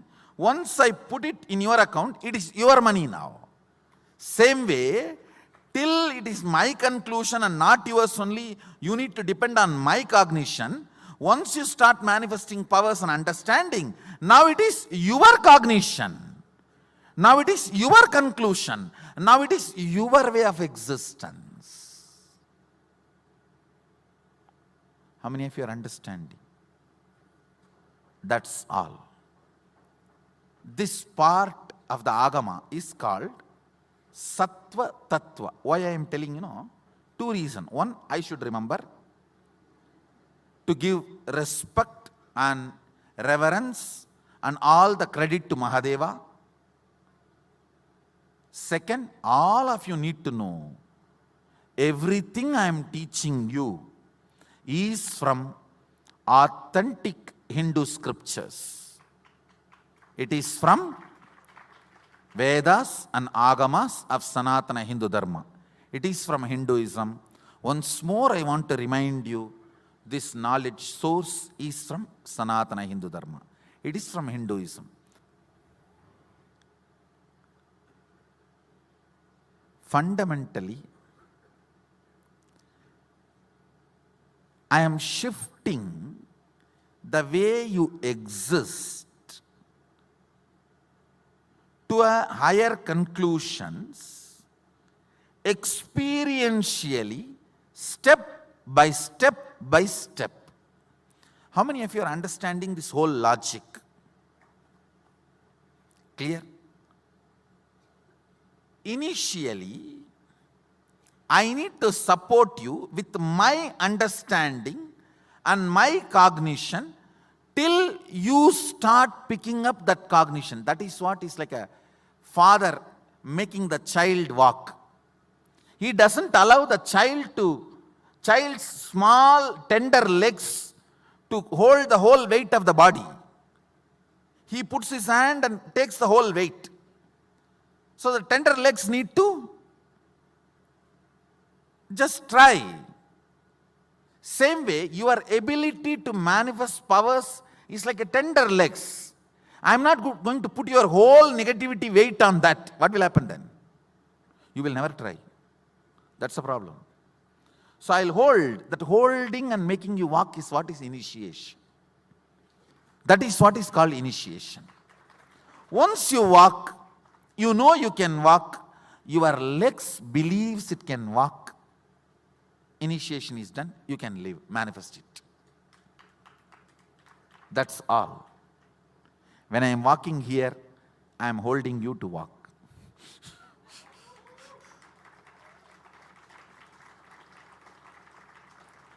every power manifestation should be done with complete integrity, because only if you do it with integrity, your cognitive shift will happen. Don't try to see through the hole and tell no. You are not doing it for anybody else. You are doing it for you. It is a spiritual practice. The highest integrity need to be maintained, so you gain confidence. You gain the higher cognitions. You gain the higher existence. Understand?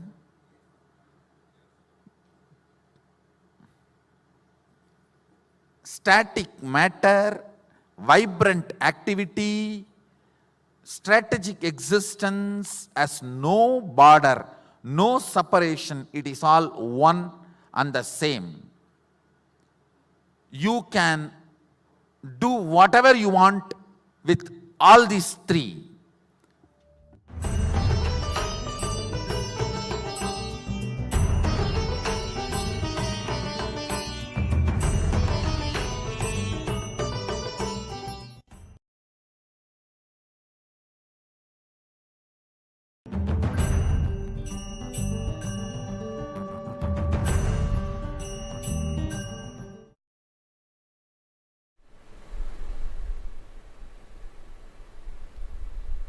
Nithyanandeshwara Sadashiva Samarambam Nithyanandeshwari Adishakti Madhyamam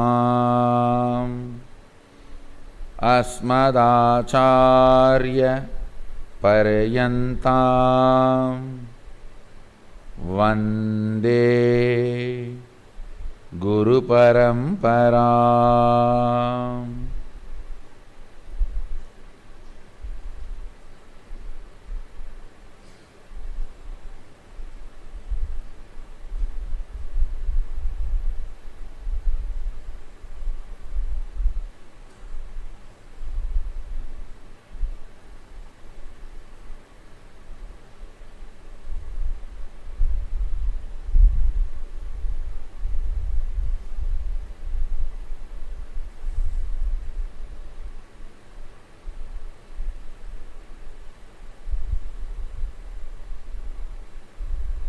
I welcome you all with my love and respects.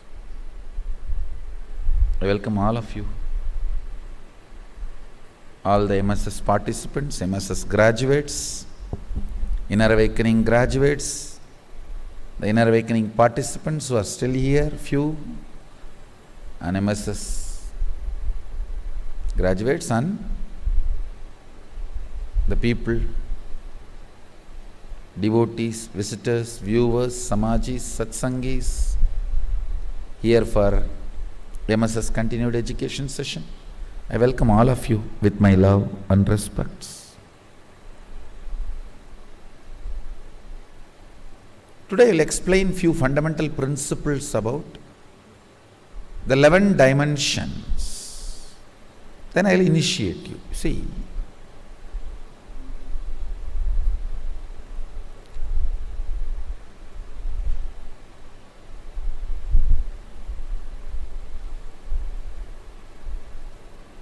Vedas clearly describe how these multiple dimensions manifested. Ekoham bahushyamaha. Listen. Let my one become many to celebrate me. It actually goes further, and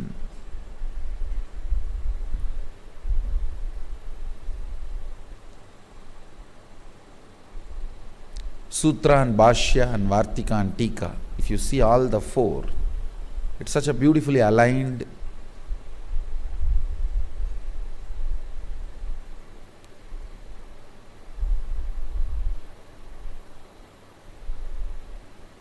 I should say, truth is revealed in a very beautiful way, where the logic of the listeners understands the truth. See, those days, the people's logic, it was intense but light. Understand, there is a difference. All the casual logic only will be long, like you talking to your spouse. Talk 10 hours, then again. But listen, she will start from the same point, or he will start from the same point. It means throughout, it was a casual logic. There was intense logic. Will be light, means the time need not be spent, or more words need not be spent to make an intense logic understand something. That is why the time of the sutra, Vedas, just few words only sutra, the truth is revealed. Egoham bahushyamaha. Then the time of the commentators, Bhashya, logic has become a little casual and little longer, so you need to interpret and make them understand. Then comes the time of the Vartika, means commentary on commentary. You need to use more words. Then comes Tika, commentary on the commentary of the commentary on the commentary. Then huge words. See, Sutra is like a call between boy and boy. Hey, come to the messenger, or we'll talk there. That's all.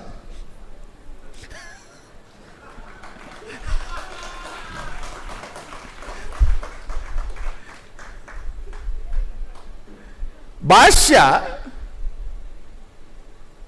is almost like a call between mom and married daughter. Little more. Then comes Vartika. It's a call between man and a girl when they are in love but before marriage. Little longer.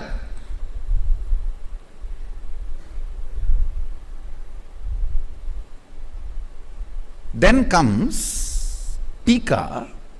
It's a call between two girls who are trying to catch the same boy.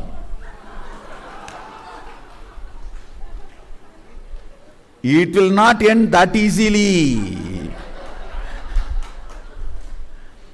Both trying to get more information about him from other without telling the purpose. So it will go on and on and on. She will talk about every person in that college to come to his roll number. Because directly if you ask about him, then she will know that you are interested. So you start from the person 2. You see, that number 2 fellow, roll number 2, his glasses are so... What do you think about that roll number 3's jeans pant? What do you think about this roll number 4's new bike? And this fellow's roll number is 757. But she has to finish the whole thing for the other person not to doubt. And this one will also be sitting and waiting when she can come to this roll number.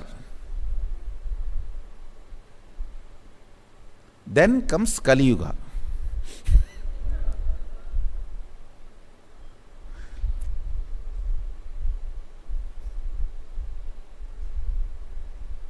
This one verse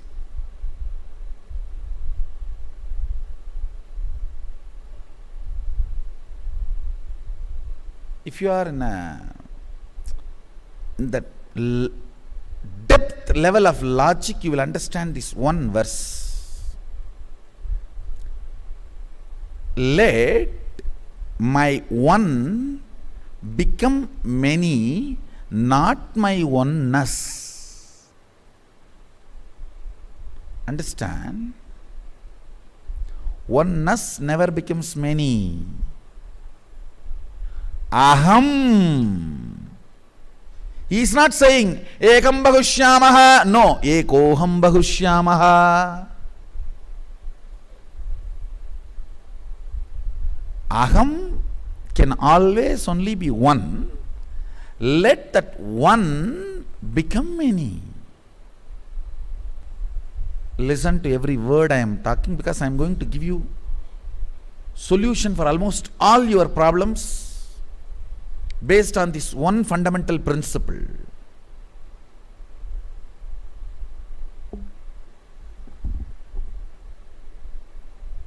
When he decided to become many, to celebrate himself, all the dimensions of this universe opened.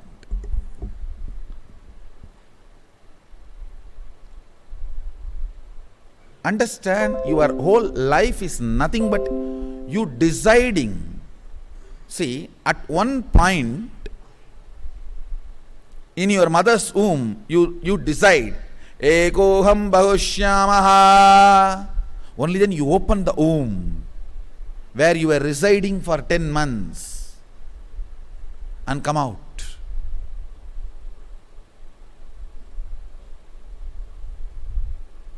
But after that, everything is mess. That is different. Listen. Many times you will hear me saying, whenever you have a problem, always see how your ideal, your guru will handle this. I used this as a technique when I was young. I always used to connect. Whenever I have a problem, Annamalai Swamigal was ideal for me. Ramana Maharshi's disciple. First thing I'll say, how Annamalai Swamigal will handle this? Of course, after Arunagiri Yogeshwara happened, he became the ideal. Then I'll always look how Arunagiri Yogeshwara would have handled this. Have this one understanding how Sadashiva will handle this. The moment the one became many, all the problems you have, he also started having. Don't think he does not have a problem. Yes, all the organizational problems you have, relationship problems you have, everything you have, yes. He solved it. You have not. That's all.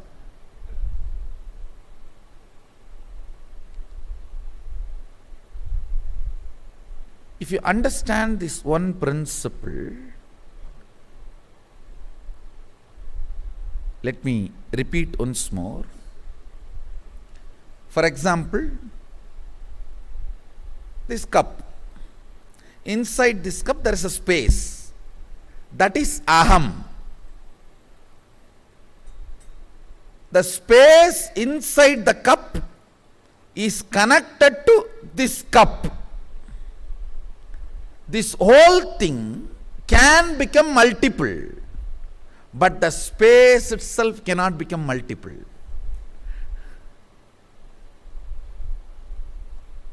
Anything which has become multiple,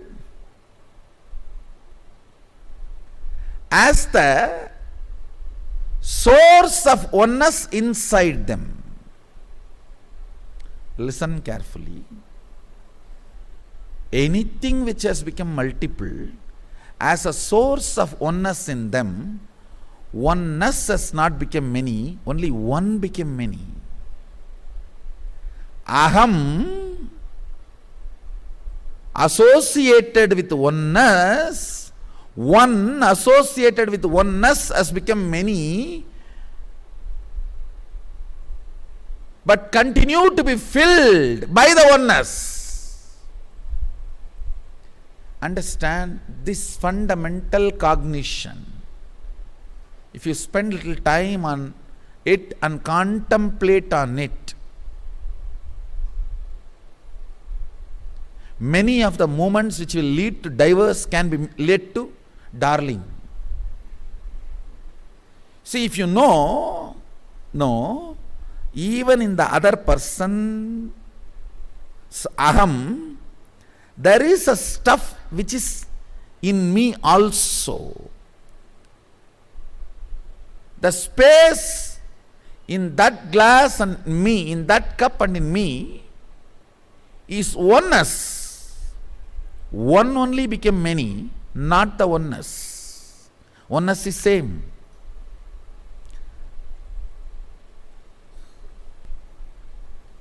Understand? Actually, all these things are only proposals and theories. Rosy word proposal. Proposals are not equivalent to matured relationship. Proposals cannot be equivalent to the life lived without divorce for 100 years. So his words are proposals. But I will tell you, conclusions by the owner who created.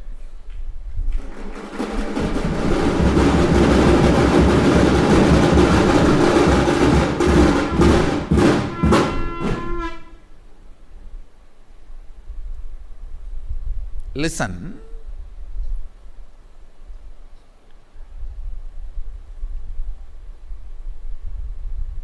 Simple understanding. You know, if you go late from office, in the house there is going to be a small Kurukshetra.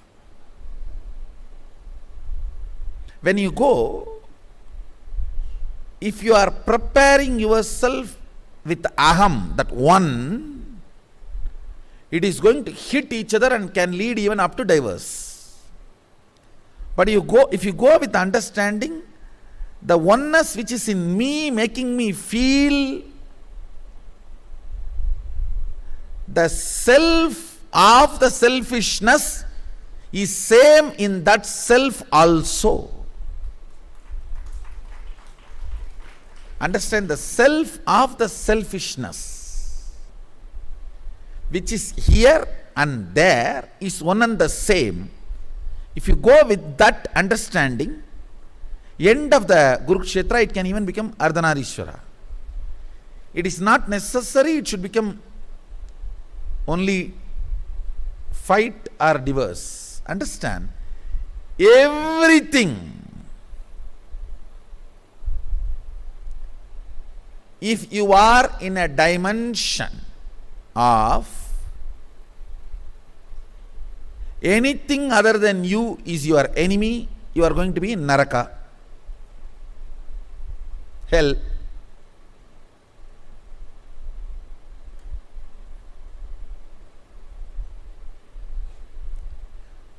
Anything which harms me is my enemy, then you are going to be in planet Earth.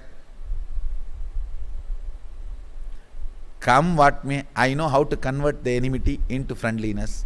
You are going to be in heaven. Because end of the day, if you know how you develop enmity, you will know how to undevelop.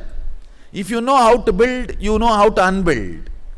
Then you know how he has built, why he has built, and you can unbuild.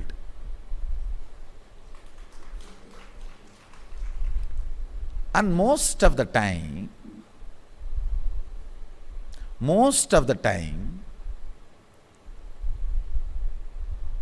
I should say not most, almost all of the time, even if you have ideological differences and make the other person understand, you have your space, I have my space, let's leave our ideology, problem is solved. There, the space can sort out the issues. Please understand,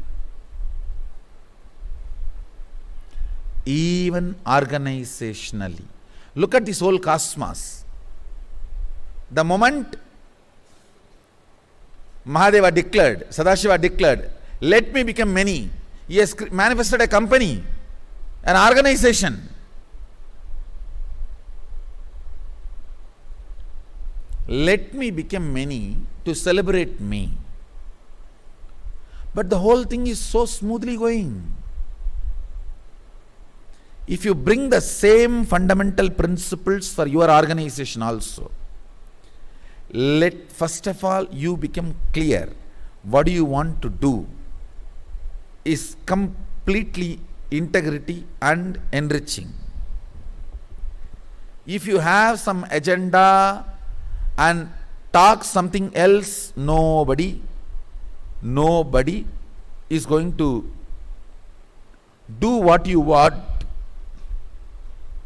because why you want. They will do what you want because what they want, not because why you want. Understand?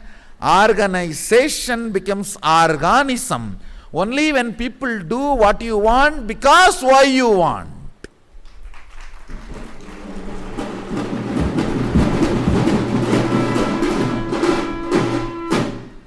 Many times they will do what you want because what they want, not because why you want. In an organic organization, you and your expansions should know why you want what you want and should work only why you want what you want, for why you want.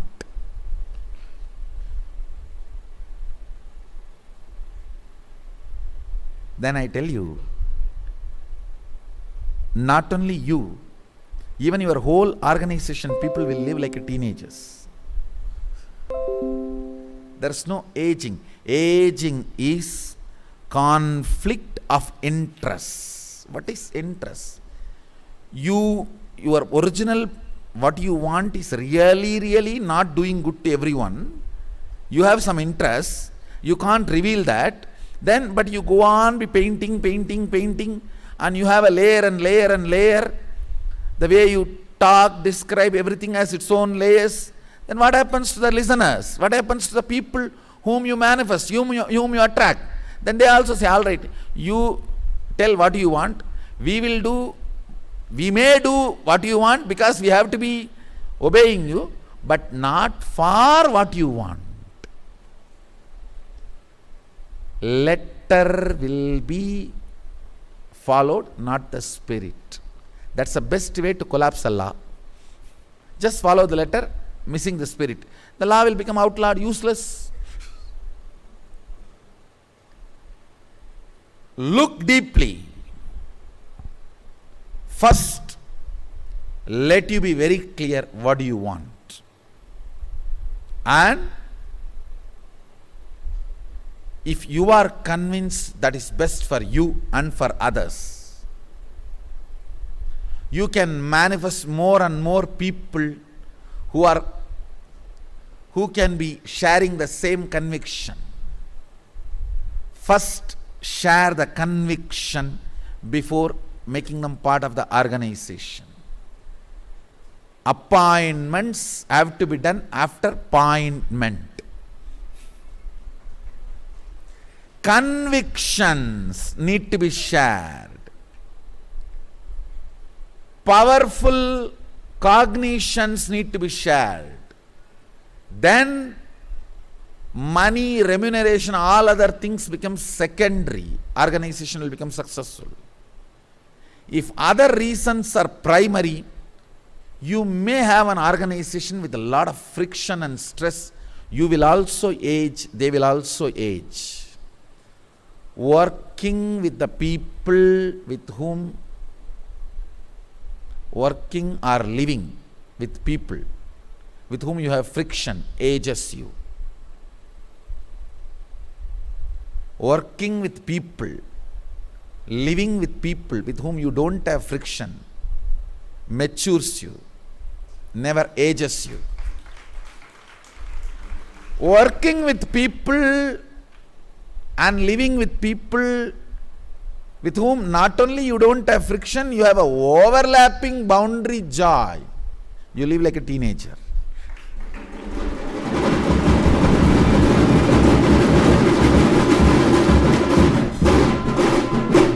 Sadashiva describes himself as a teenager in his original Dhyana sloka. He says, meditate on me as 16-year-old.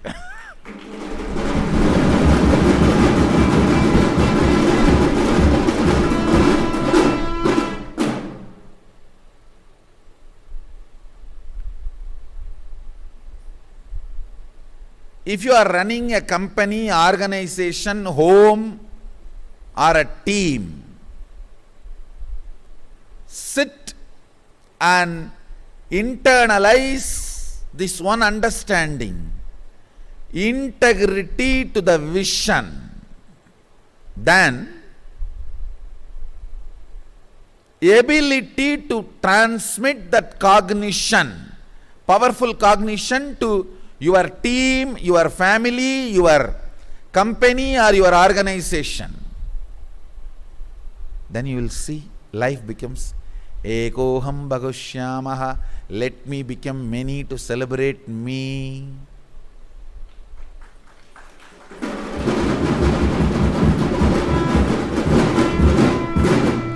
Understand carefully. There are multiple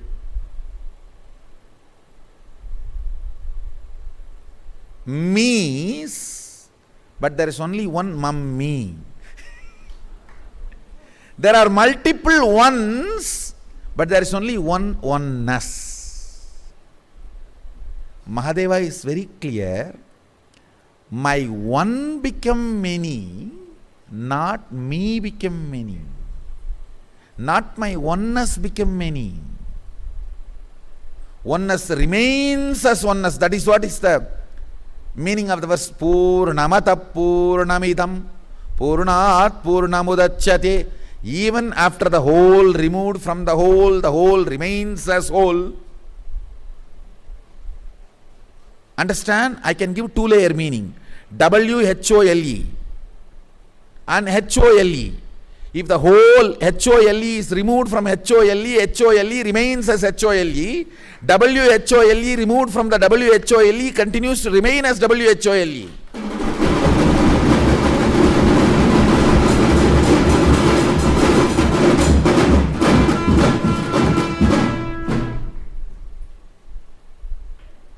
See, actually, through the Big Bang, matter manifests, through black hole, antimatter manifests. When I held the Rudra Veena straight, I sent intense vibrations, sounds, and raised you to the state of Shivoham by Kundalini awakening. When I held the Rudra Veena other side and played, I created an intense minus decibel and sucked your patterns out.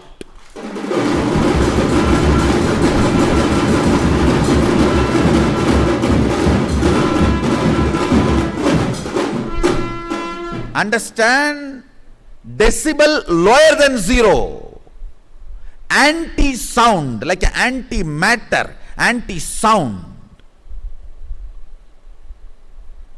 That vacuum just sucked all your patterns. All your patterns can be stitched into your consciousness only through sound. Either by higher decibel or by minus decibel. Higher decibel, your energy is awakened, so the stitch gets broken. In lower decibel, by thread, it is pulled out.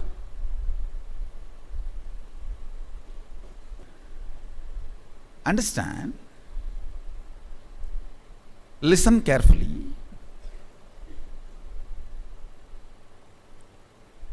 Whenever your inner space opens its wings, like a moods of joy, positivity, courage, exploring, creativity, art, love,